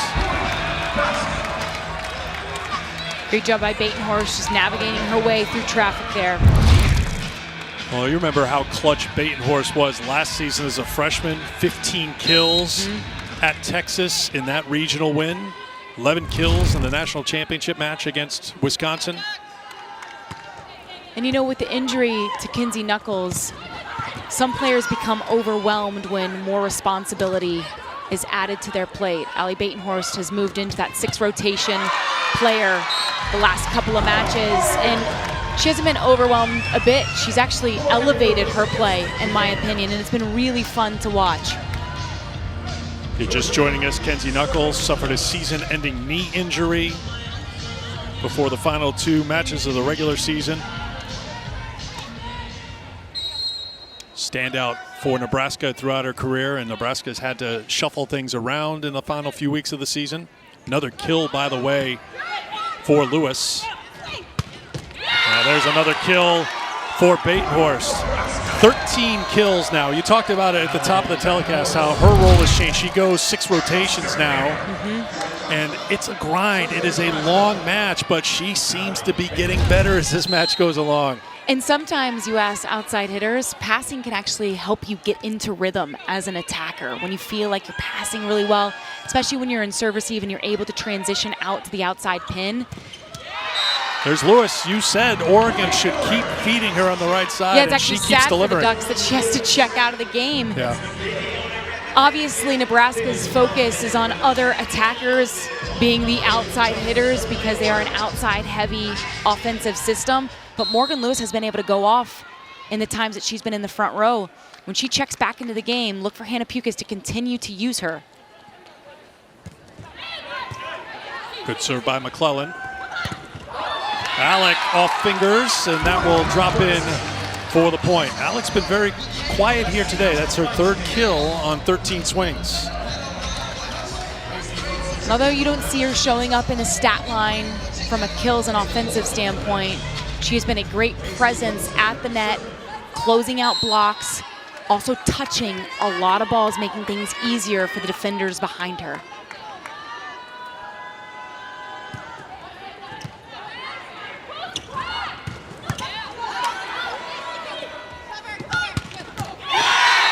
Kill for Lonstein. Nebraska in front. Nice defensive dig by Allie Batenhorst. Great set here by Ani Evans. Lonstein's one-on-one against Mimi Collier, and she's got all that court to work with cross court.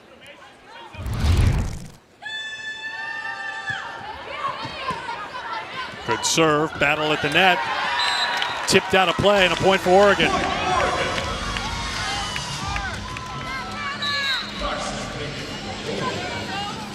Keeping an eye on the other regionals as well in Austin, Ohio State and Minnesota in that Big Ten showdown.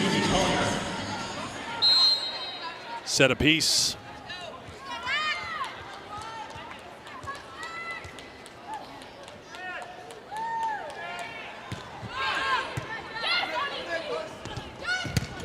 Oh, big swing out of the back from Maddie Kubik.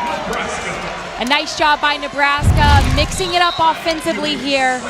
Caitlin Hoard's on a 31. Maddie Kubik comes in on a 2-ball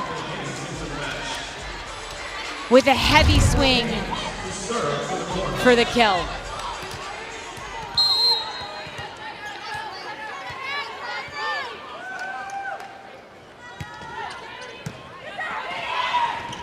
Joust at the net. Oregon wins the test of strength. Nice job by Hannah Pukas.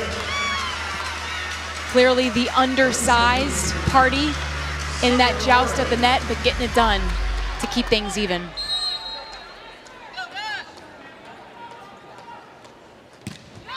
And a service error for Oregon. And Nebraska goes back in front, up 2-1 here in set 4. 9 service errors now for Oregon. They had 6 in the 4 sets against Arkansas in round 2.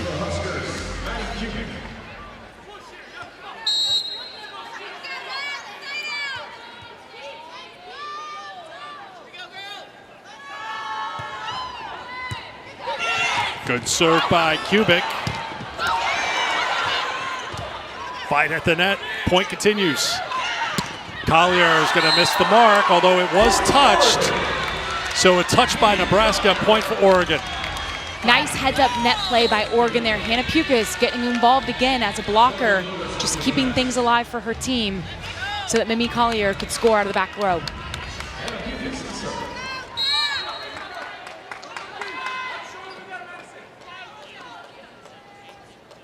Morgan Lewis back into the match. Front row for Oregon. Oh, Murphy. Ouch. It's a nice set by Nicola Hames there. Getting Krause all the way out to that antenna, all the way out so she can swing down the line. Georgia Murphy just doing all that she can, just try to body the ball. You can tell by how far the recoil went, just how hard Krause's hitting it. Lewis, that one's going to be tipped out of play. And a point for the Ducks. Back and forth we go here in set 4.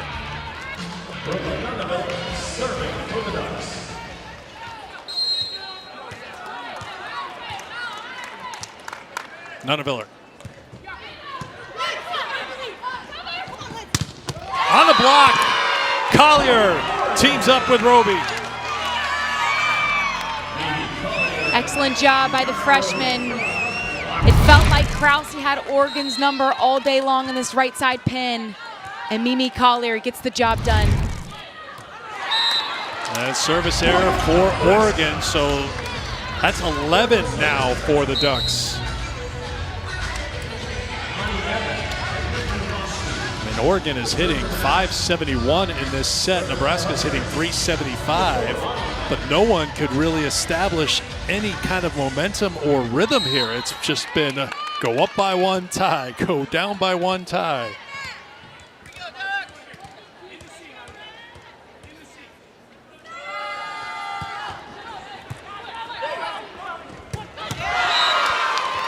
Go up by 1 for Oregon.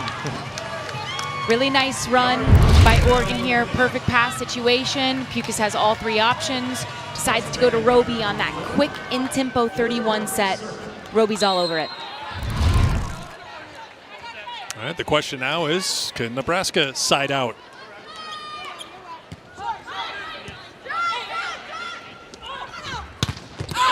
The answer is yes. Point for the Huskers.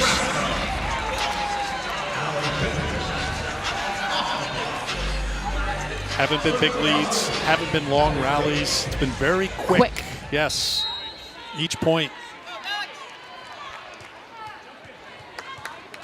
That means both teams have actually done a nice job siding each other out. Oh, there's an ace. Back-to-back points for Nebraska, puts the Huskers in front. Could this be the first serving run we see?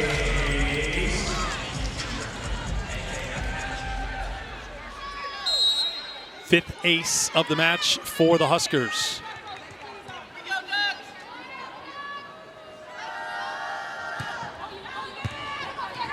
Another good save, and that's going to be another point for Nebraska. Perhaps we do have our first service run, but we will have to find out because we have a media timeout. It comes with Nebraska up a set and up 2 points here in set 4.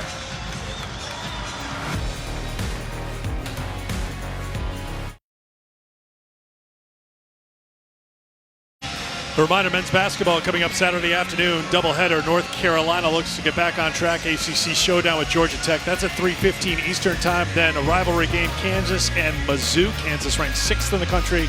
See it all Saturday on ESPN. As we've told you, we are seeing a lot of great volleyball here today. It starts with us right now. We're in the 4th set, very tight match.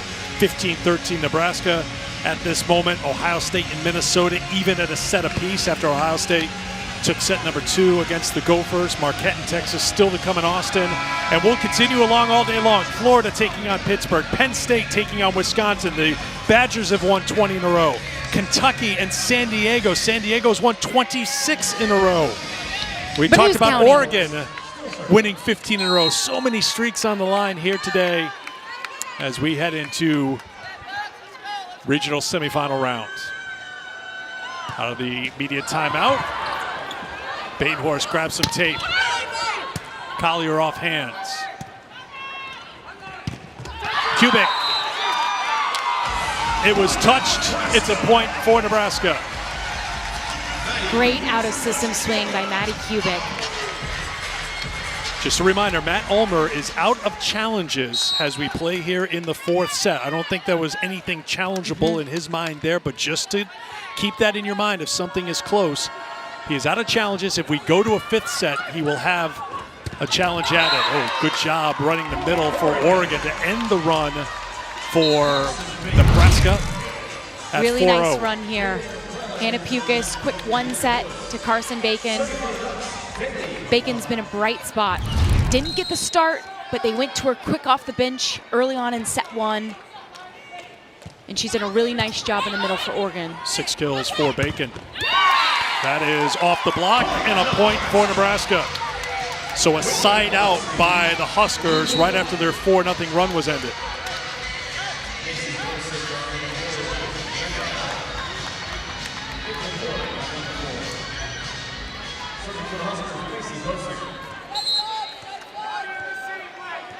Freshman Bosiger on to serve.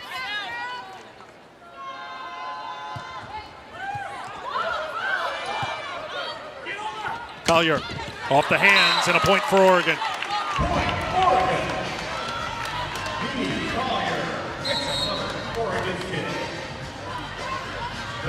Collier adds to her kill total, leading all players now with 19 kills today.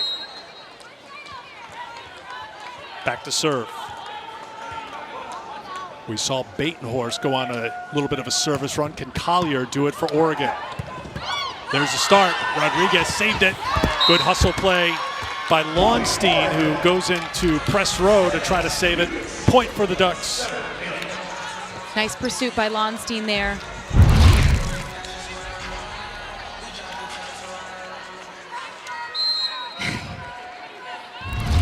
What are all these cords? Is our stuff still working? It was down from us. I think we're okay here.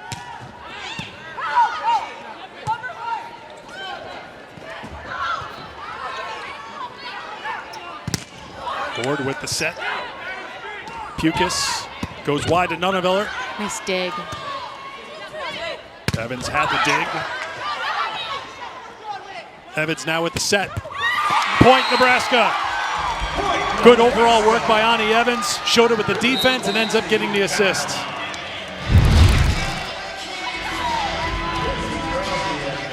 Launstein gets the kill down the line, walks around, pushes a couple of people, hugs some people. Gotta love the reaction. Maybe frighten some people. She's been fired up. Here's Hames on to serve for the Huskers. Up by 2 in the 4th. Nunneveller, beautiful job, but save. Hames with the pancake save and then a diving attempt to keep it alive by Batenhorst. And then the block. What a point for the Huskers. Such a momentum play for Nebraska. It starts with Nicklin Hames asking for some Aunt Jemima syrup for that pancake. Great hustle by Allie Batenhorst to send it over. And then Krause with the exclamation point here to close out the point with the block. You're a Northeastern though. Do you guys prefer maple syrup? Like the real deal up Real there? deal, yeah. Yeah, that's not it. Comes from trees. No, Maple thank trees. you. I think Hames and Evans have done a tremendous job, especially we've seen really good defensive plays from both of them today. I mean, Nicklin Hames is an outstanding defensive player. She's proven that throughout her career. Now, it's always interesting on those pancake saves because the entire hand has to be under the ball. Ball can't hit even a fraction of the floor. And this sometimes you'll see challenged by coaches. Again, does she get that hand all the way under there? Oh, yeah, she does. Okay, but you would think maybe if you have a challenge remaining, maybe you would throw one down or think about it. Possibly, but I think that one was very, very evident. would not Her have challenged whole that. hand was underneath it.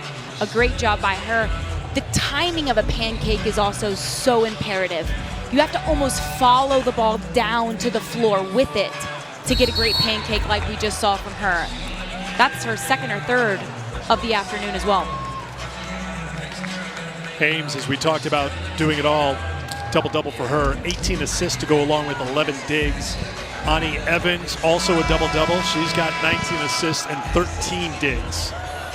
So there's 6-2 for Nebraska with those two setters laying out, giving it their all here as they get closer to taking this match. They're up 2-1. They are 6 points away from winning the match. Still a long way to go, but it is getting late here in set 4. Collier sends it off of Rodriguez for the point. Really nice response from Oregon there, coming out of the timeout to side out. If you're Elise Agee, you got to try to string together a couple of points here.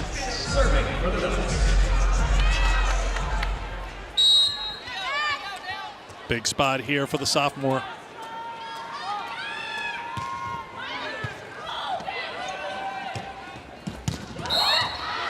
And a violation. Point Nebraska.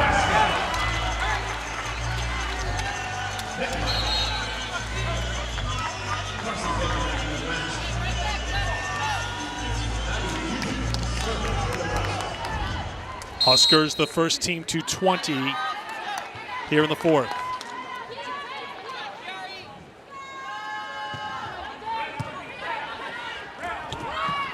Set back for Collier, and Collier has another kill. 21 kills now for Mimi Collier.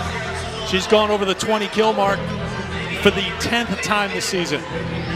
Now you're wondering, when I was trying to do the math earlier, oh, that's how you could get to 500 kills already in your first season as a true freshman. Yeah, they pile up game by game. Pac-12, college volleyball, just when you got a 20-piece every single night, it adds up quickly.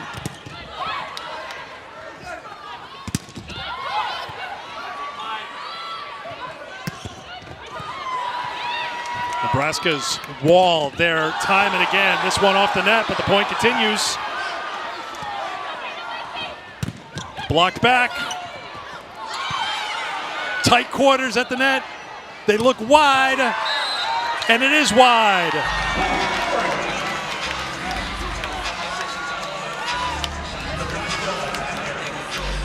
I think there's a little bit of discussion on the Nebraska bench.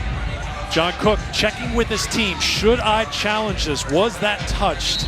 There was some debate there, so they're not 100% sure, but they'll use a challenge here. I will tell you, watching that play live, I thought that there was a touch on the block and then looked at both line officials and was surprised to see them call it out. Now, will the video support that? That's a different question. Challenge card has been used, the one that counts, by the head coach. The ones for visual effect in the stands were out as well. So once again at the monitor, and let's see if there's any touch here right at the net.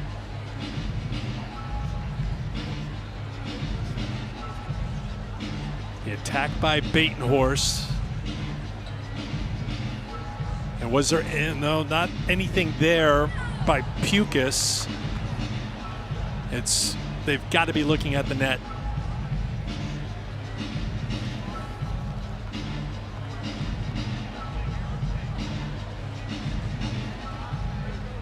I'm not seeing enough personally, but it doesn't matter what I think. Wade Dubois is the one who's got the monitor in front of his eyes.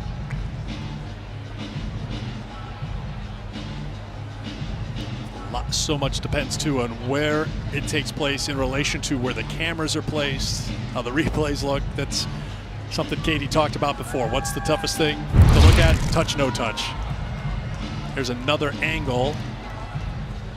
Looks like it's outside of Lewis. And the challenge is unsuccessful. The call stands. Yeah, there's an even better look right there.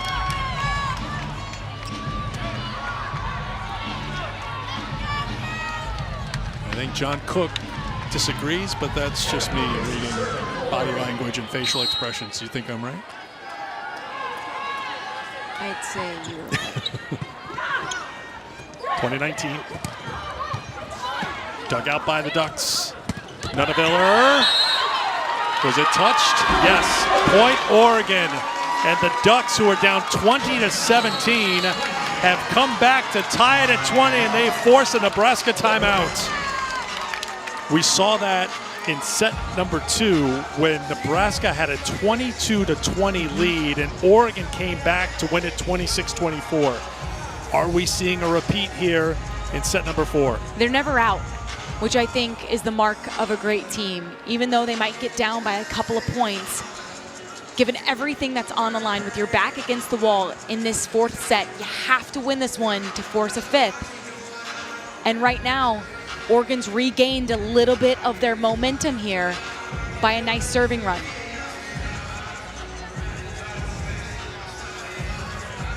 I know it's a long way to get to set 5. I know it's 2020 and it feels like it's late, but the way this set is unfolded, it just feels like that set that's going to go a long time. If we get to a 5th set, this goes to your point about Oregon fighting. They're 6-3 in 5-setters, but they've won their last 4 5-set matches. Which gives you confidence, right? Because you have the experience to draw on. Now, when you look at that score on the bug, 2020, you have to be perfect after 20. That's a rule of thumb. You gotta be really intentional with your touches. You gotta take care of the ball. Not only as an attacker, obviously you wanna go up and take a rip when you've got it. But you gotta be intentional there, and then you gotta take care of the ball from the service line. And after 20. And that's a big point, too, because Nebraska takes the timeout. Obviously, it's a 3-0 Oregon run. They've come back to tie it. But that benefit of taking the timeout a lot of times is... You ice the server. The pressure is on that iced server. So we'll see how Hannah Pukas responds. We will see Baylor and Louisville. That will start 30 minutes after the conclusion of our match. We still have a lot to be determined here. Pukas, big spot here on the serve. Gets it across. Dug out. 2 Oregon players are there, and the Ducks are still in the point. That one misses the mark. Good defense by Oregon to stay in the point. And then the attack error for Nebraska, and the Ducks are in front here in the 4th. And the West Coasters, who traveled all the way out to Louisville, Kentucky, absolutely love it. Pukas with another good serve. That one misses the mark, and Oregon on a 5-0 run. After 20, you got to take care of the ball, and we've seen 2 uncharacteristic, unforced errors from Nebraska.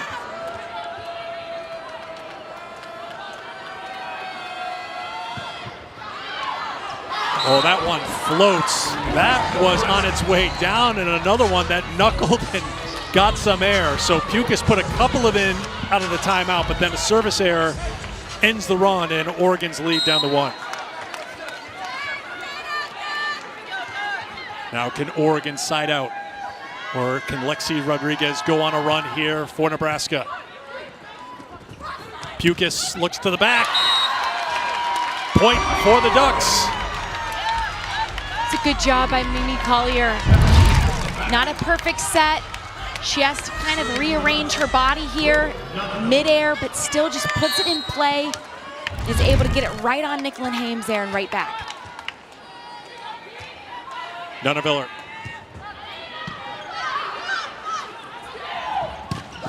Bait and horse. Point Nebraska. Great high swing. Good contact by Bait and horse. Let's go deep cross court to get this thing within 1. Ani Evans back to serve here.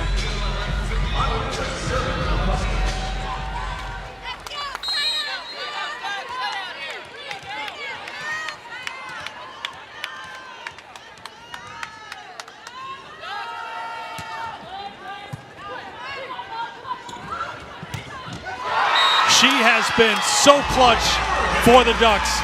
Morgan Lewis, set point, Oregon. You become so focused on certain hitters in an offense. Morgan Lewis has been allowed to go off this afternoon on that right side pin. 10 kills for Lewis. She had 11 kills at Washington this season, and she has come through. Oregon went to her early, and she has consistently delivered throughout this match. What did Matt Ulmer tell us at intermission? Obviously, at that point, Mimi Collier had been excellent. She was clearly carrying a bulk of the load at that point from a production standpoint. He said somebody else, or multiple, it could be a party for all that matter, somebody else has to step up and help her a little bit so it doesn't get too heavy of a load. And we've seen that from Morgan Lewis in sets 3 and 4. And you see when the team numbers, look what Oregon is hitting this set. They're hitting 500 against Nebraska here in this set. It's pretty good. That's very good. That's pretty good considering Who you're Nebraska is #1 in the nation in opponent hit percentage. So the timeout called by Nebraska. There you see the numbers we talked about at the very top, the tail of the tape. Nebraska #1 in opponent hitting percentage, 6th in Division I in blocks percent. Oregon #4 in attack percentage. They were #1 in the Pac-12. Something's got to give. And right now, Oregon 1 point away from forcing a 5th set. Set point for the Ducks. Georgia Murphy at the service line. Can Nebraska fight back and fight off this set point?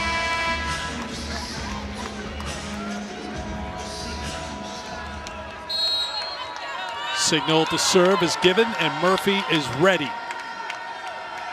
Set point Ducks.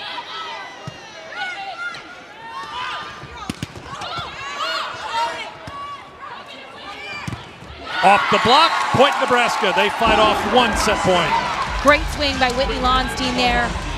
Challenges the block, tools the block, uses those hands in front of her to her advantage. Clutch kill. Had to have it killed. Set point #2. Batenhorst to serve for Nebraska.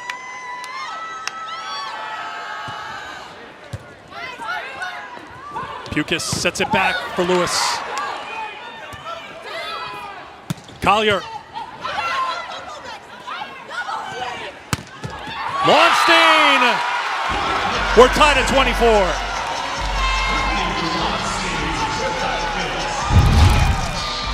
She just got the kill on the outside pin. Great set by Becca Alec, by the way. And they are fired up, rightfully so. A reminder, you need to win by 2. So we play on here in set 4. Off hands, Nebraska, chance to add to their run. Pukas looks for Collier. In the middle, Alec. Nonaviller floats in, Rodriguez ready for it. Kubik. Collier, no! Match point, Nebraska. Timeout, Ducks. It was 24-22 in Oregon's favor, and you felt all the momentum on that side of the net. And just like that, in a blink of an eye, Nebraska's holding the momentum in the cards right now. Nebraska fought off 2 Oregon set points. And now, thanks to this 3-0 run, they have their first match point of 25-24. Oregon taking their final timeout. And you can see, this has been a tight set throughout. There was a key run. That 4-0 run by Nebraska put them on top 16-13 because it was just a 1-point set back and forth, it seemed, throughout. Oregon answered with that 5-0 run. You just referenced it. They were up 22-20. They had all the momentum on that 5-0 run, but Nebraska fought off those set points, and here they are, 1 point away from the match. But it's not surprising, right? I mean, at this stage of the NCAA tournament, these teams, all of these teams that you're going to see today on different ESPN networks, they are so good. They are so good at what they do. they're also so mentally tough and tested throughout the various regular seasons that they went through. It's not surprising that we've seen the momentum flip back and forth as much as we have.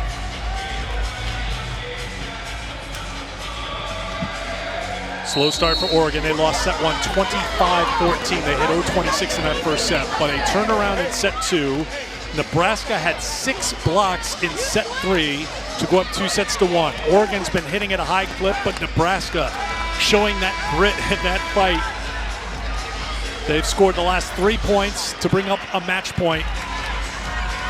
And Allie Batenhorst will try to put it away for the Huskers.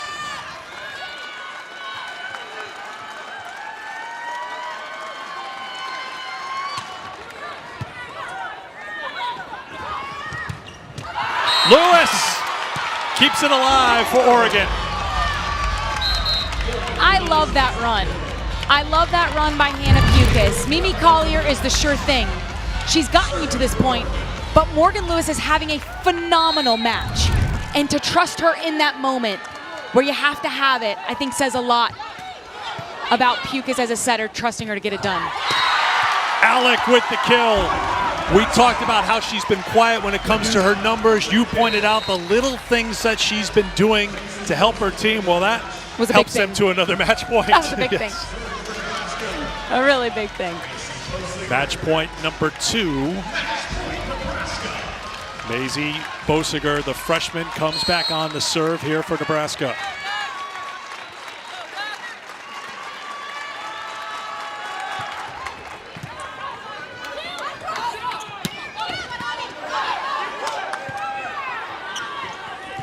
Kubik with the miss hit, and Oregon has fought off a second match point.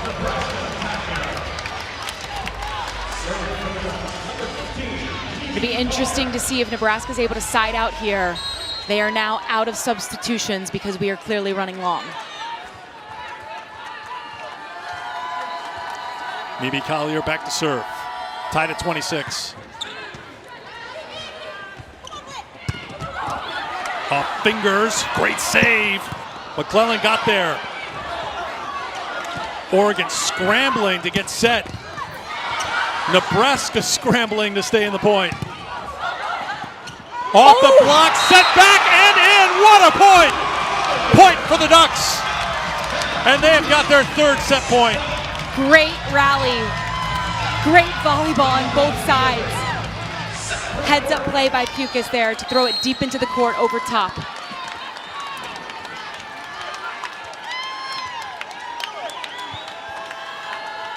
Collier for the set.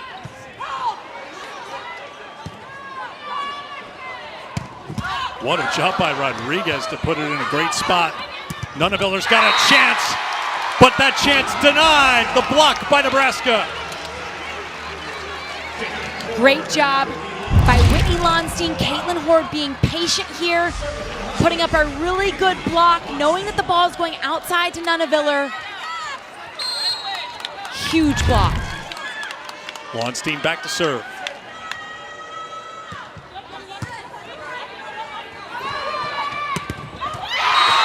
Block, Nebraska. Horde in the middle. Match point number 3 for the Huskers.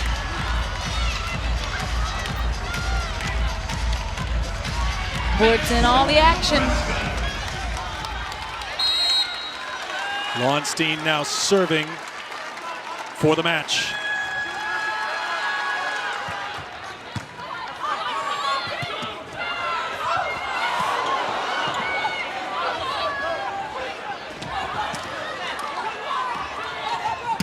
Collier hammers it home. You can just sense the tension. You've got players running to each other. Everyone wants to make a play, and it's another match point fought off for Oregon. Mimi Collier just got roofed on a back row attack. The guts that it takes to take a swing and a rip, coming back right after like that to get the kill, says a lot about the true freshman. That off the tape. Barely saved by Nebraska, and it turns into a point for the Huskers. Kubik with the kill. Great job by Caitlin Horde getting there in time. Ani Evans, who's now in the front row. Excellent set. So take a look here. If you're Brooke Nuneviller, you've got to know that you've got Ani Evans in front of you blocking this right side because Nebraska's ran out of subs. Kubik serving for the match. Match point number 4. Battle at the net, and Oregon wins it. Oh my gosh. I can't breathe watching this. So Oregon can still sub. They haven't used their subs yet. Advantage for Oregon right now because, as you mentioned, in the 6-2, we see a setter in the front row. Yep. Pukas. Dug out by Murphy. Nuneviller off hands, and Oregon gets the point.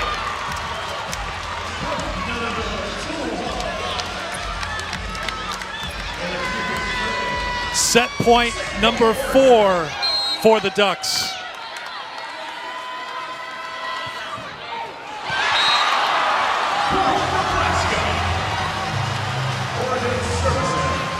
The service error gives us our 19th tie of this set. We've had 9 lead changes.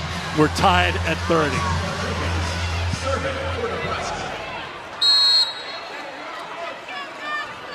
Look at the front row now for Nebraska. We've got Maisie Bosiger. I don't know if she's going to be the middle blocker. I don't know if she's going to be the outside hitter. Lewis, it's in. She's done it again.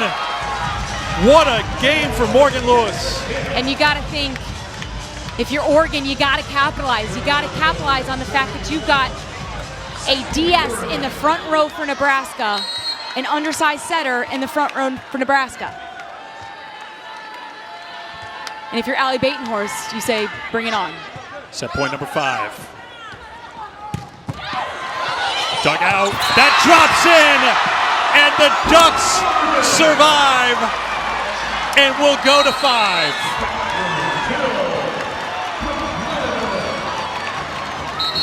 I'm just gonna say, this is the very first match. I can't handle it if it's going to continue like this. We're just getting started. We only have 2 here in Louisville. This one counts as about 5 right now. Unbelievable. Oregon forcing a 5th set. Unbelievable swing by Batenhorst, and Nuneviller just gets her body in front of it, and you know what? It doesn't have to be pretty. You just got to advance.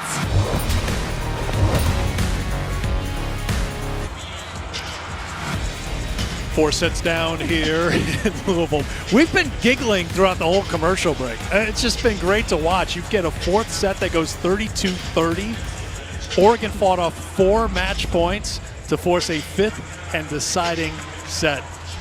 And you can see the numbers in that set. Oregon hit 408. I think that's the epitome of back against the wall. How do you respond? And really, Nebraska had their backs to the wall, too. As you pointed out, they used up their substitutions, so they had players in positions that they were very unfamiliar with, and it just looked like maybe they were going to escape. Anna DeBeer there, and the Louisville Cardinals, talking with her head coach, Danny Busboom-Kelly, as when you're the second team, you got to kind of reset the clock a few times here is when you're going to go on. And now they're just fans. Now they're just watching. Well, there's 2 things. They're fans, and they also want this 5th set to go to like 30-28 if it can. Are you saying they want their next opponent if they're able to get there past is a Baylor day tired? Off. There is a day off tomorrow, but you can see set 4. We had so many ties in that set. Oregon finally put it away to win it 32-30.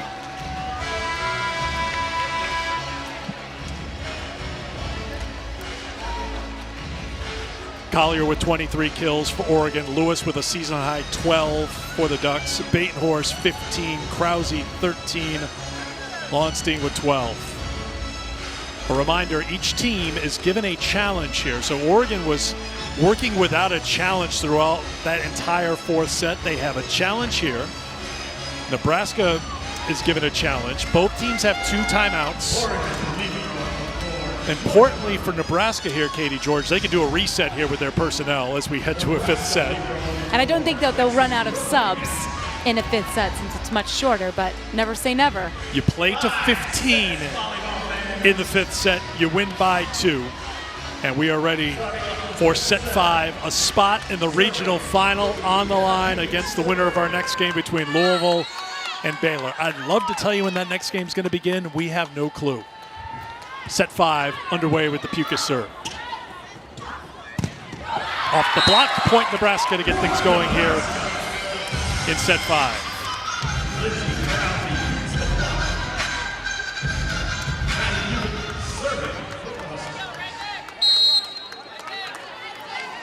Krause with 14 kills, hitting 300.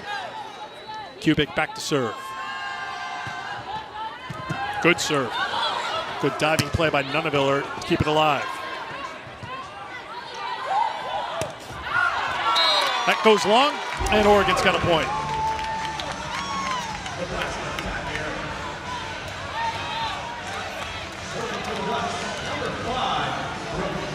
Brooke Nuneviller, the 5th-year senior, second-team All-American each of the last 2 seasons. Started her career at Oregon as a libero. Moved to the outside, does whatever it takes for this Duck team, including keeping that play alive, and then contact at the net, and a point for Nebraska.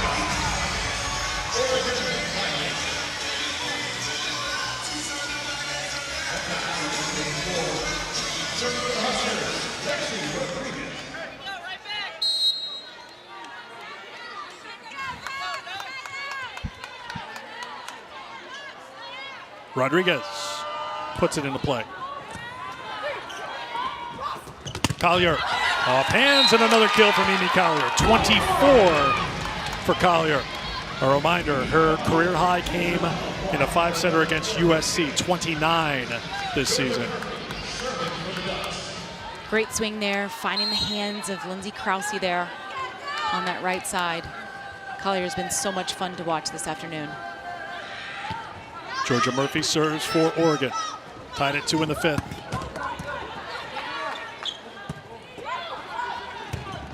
Lewis. Point for Oregon. She's done such a nice job on this right side pin. Out of system set, but just goes deep cross court right on that line. 13 kills for the junior.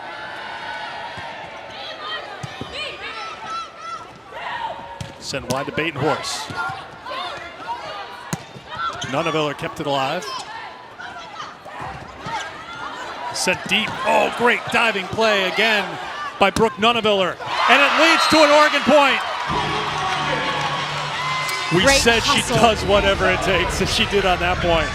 Sacrificing her body left and right. Great throw by Alec, but Nuneviller's there in time, and Collier finishes it. 3-0 run for Oregon to go up 4-2.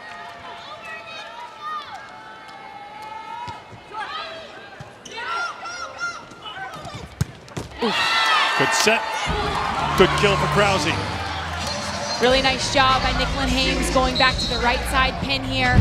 And watch Krause just work it through right in between the blockers. She finds this tiny, tiny seam, but she's able to get it through for a demonstrative kill. And a demonstrative reaction afterwards. She'll rotate out. Honey Evans back on.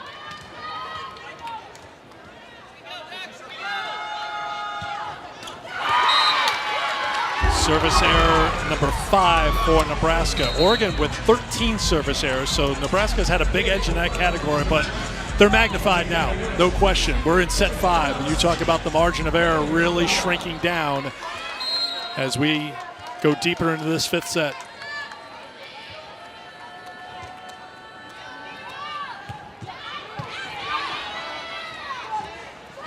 Off the antenna, and Oregon is up by 3.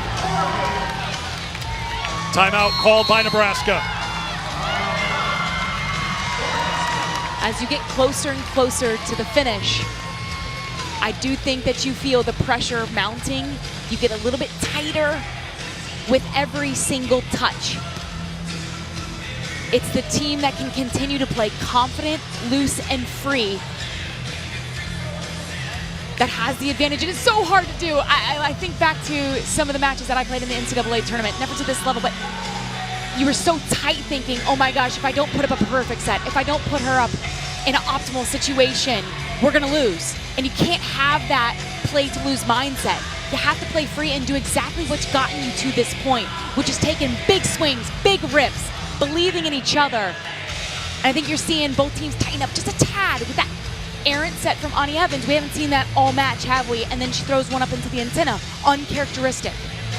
We talked before about in the 5th set, stakes are high very much so here for Oregon compared to the rest of the season, but when it comes to the 5th set, they've won 6 5-setters. They've won their last 4 5-setters. So when you're in that mindset and you don't want to play with tension, you want to play loose and free. What you say in this huddle is, we've been here before. Yep. We've done this before. We've been in 5th sets. We know we can prevail. Let's draw on those experiences from the past throughout this season. How about physically? We are now 2 hours and Both teams have 15 to minutes into this match. First off, you're physically tired because it's just, I mean, we're almost at 3 hours, are we not? 2:50. Okay. Physically, you're tired. Your jumps are not as high as when we first began. Mentally, you're tired because you have to stay locked in every single play. Emotionally, I mean, look at some of the reactions we've seen after some of these kills and these plays and these efforts. Emotionally, you're tired. Who can oust the other here? Who's got the stamina to outlast the other? Effective timeout called by Nebraska. 1, to slow down the run, and 2, as we talked about, make the server think about it a little bit. A service error gives a much-needed point to the Huskers. 6-4.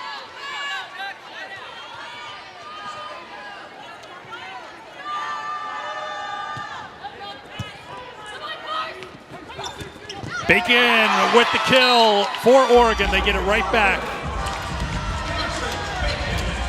That's when Oregon's been at their best today, right, Katie? They've been able to side out. Extremely efficiently, a nice run there.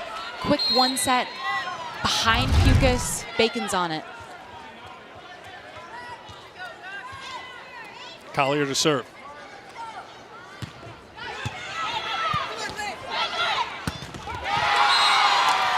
The Oregon lead stretches to 4.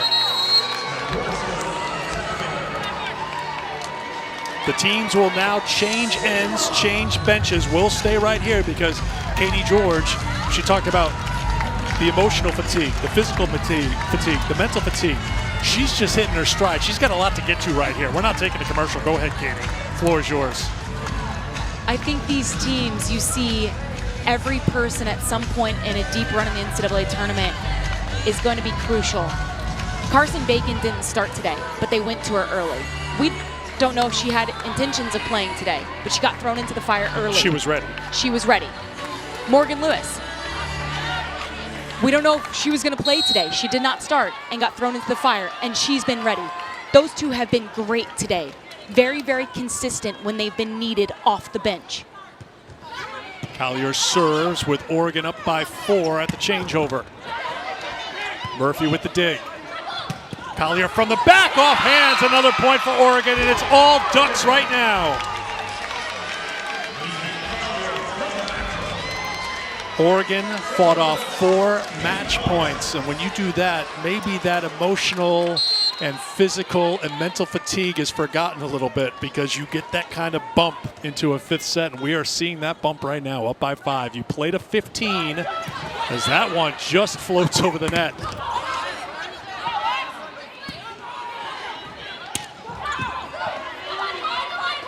Pukas goes to Nunneveller.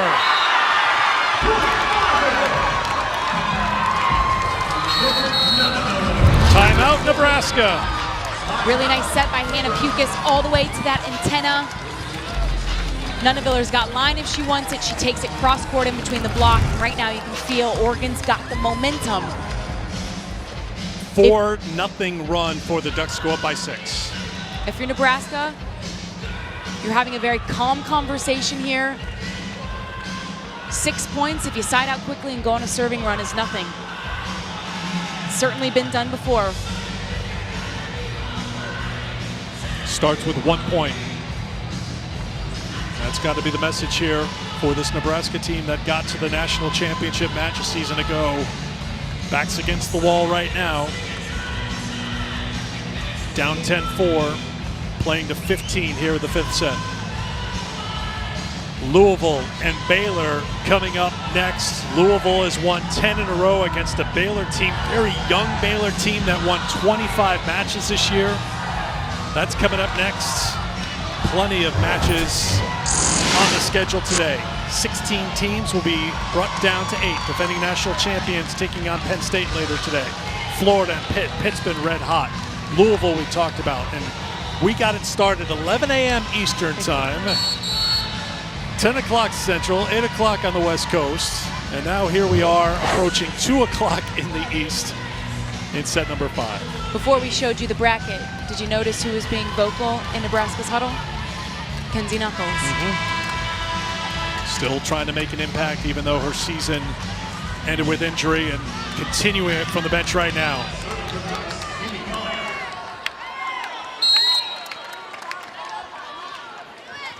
Starts with a stop. That's Nebraska's mindset. Collier has been borderline unstoppable here today.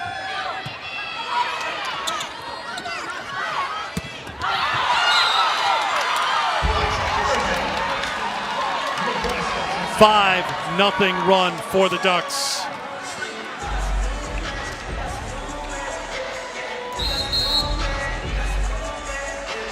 So out of timeouts for Nebraska, they will go to the challenge here, which will double up as you hope that it gets overturned and you can huddle your team up here, get a little bit of timeout late in set number 5. So was there a touch here by Oregon is going to be the question.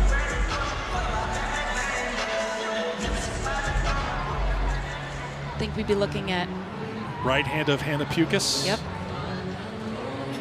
Does a finger bend back here?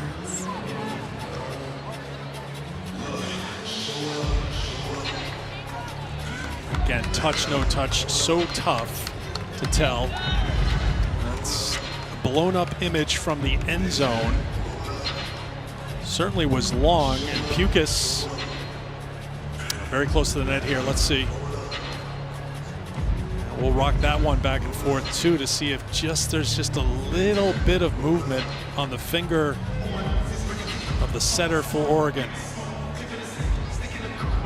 Frame by frame.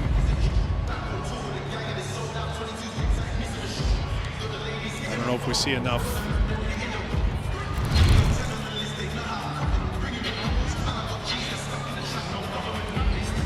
R2, Wade Dubois taking a lot of time with this one. If the challenge is unsuccessful, the score will hold at 11-4. This is a successful challenge by John Cook. Still a big lead for Oregon, but 10-5 would be the score.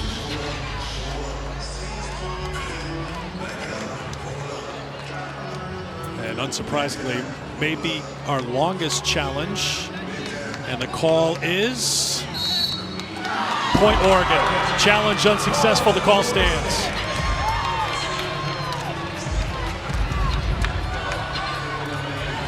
Nebraska is out of challenges. Remember, that's where Oregon was throughout that long 4th set. It's 62 points in that set. Collier on a service run. She has served 4 straight points. It's a 5-0 run for Oregon. Can she keep it going?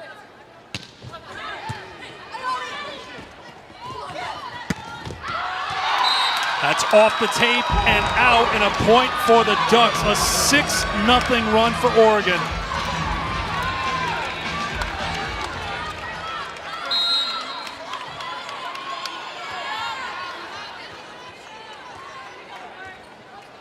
Collier with 26 kills and an important service run right here. Battle at the net. That goes out of play. And it's a point for Oregon. A touch by Nebraska. Hannah Pukas, a front row option here. Takes it behind her head on the dump. Off of Nebraska's block there. Remember, Nebraska out of challenges. They say it touched Kubik on the way out. Collier's run continues here for Oregon. 13-4 Ducks, 7-0 scoring run.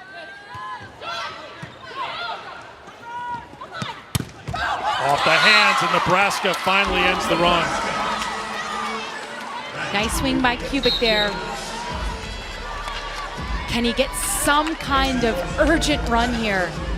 Nebraska, 6 total errors here in this 5th set that has clearly allowed Oregon to snatch up all the momentum right now. Bosinger with the serve. Set for Nuneviller.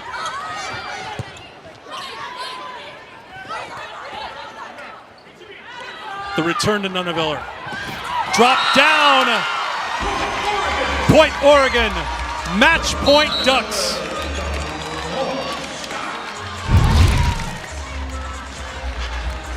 Great job by Nuneviller. Just feeling that there's a hole right there in the center and drops it in. First match point for the Ducks.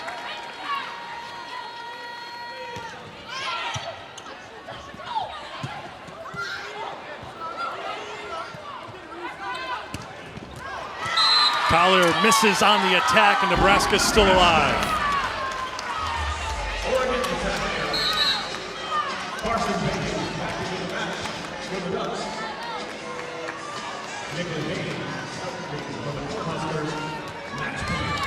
Match point number 2 for Oregon. Hames serving for Nebraska.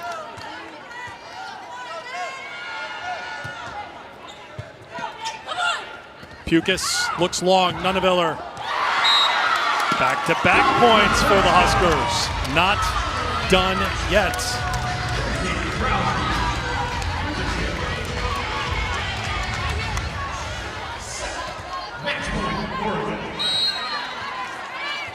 Match point number 3.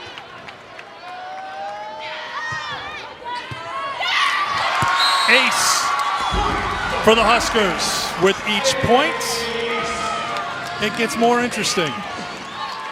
Great serve by Nicklin Hames. Can she keep it going? If you're Oregon, all you have to do is side out, and you're going to the regional finals. Another good serve by Hames. Pukas looks for Collier. Drop back. Rodriguez dug it out. Off hands. Point Nebraska. 4 straight points. Does Oregon? Yes, they do take a timeout here. Hold on here in Louisville. Matt Ulmer just wants to talk some things over.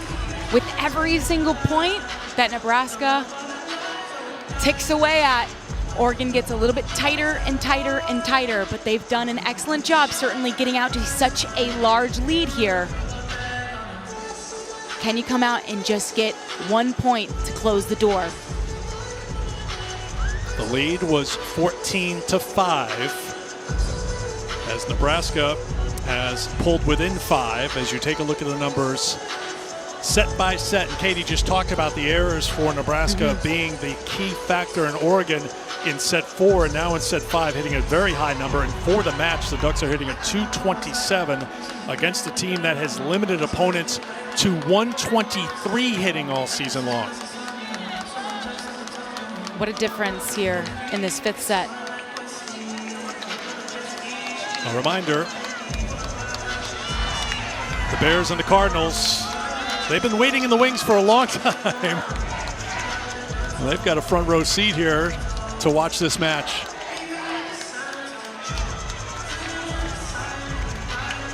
That will begin 30 minutes after the conclusion of this match, and Nebraska is not ready for this match to be over just yet.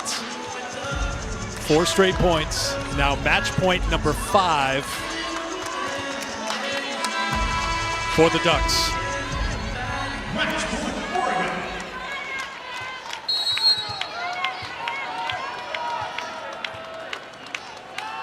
Hames. Pukas. Collier. Dug out by Hames.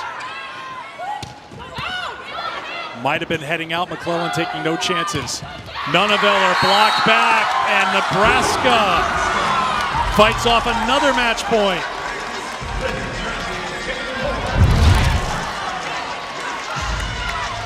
Certainly hasn't been the start that Nebraska wanted to this 5th set, but they are the best defensive team in the country from a blocking standpoint, backcourt standpoint. Can they keep it going? Another good serve by Hames. Nunneveller. Another block by Nebraska. The momentum continues to build here for the Huskers. 6 unanswered points. Krause all over it there against Nunneveller for another block for Nebraska. 6-0 scoring run. Pukas, they set the middle, and that does it. Oregon fights off 4 match points in set 4, and they knock off Nebraska in 5 to advance on to the regional final. What a match. What a match to witness between these 2 great teams.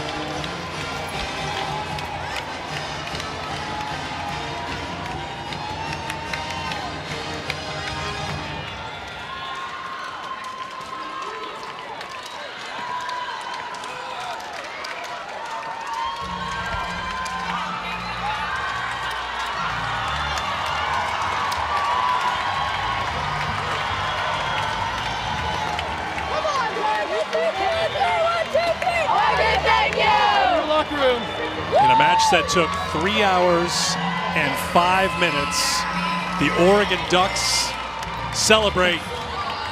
And for Nebraska, Lexi Rodriguez tells the story. For players like Maddie Kubik, Nicklin Hames, we talked quite a bit about Kenzie Knuckles. The Huskers made it to the national championship last season, but they are denied this season after a win for Oregon.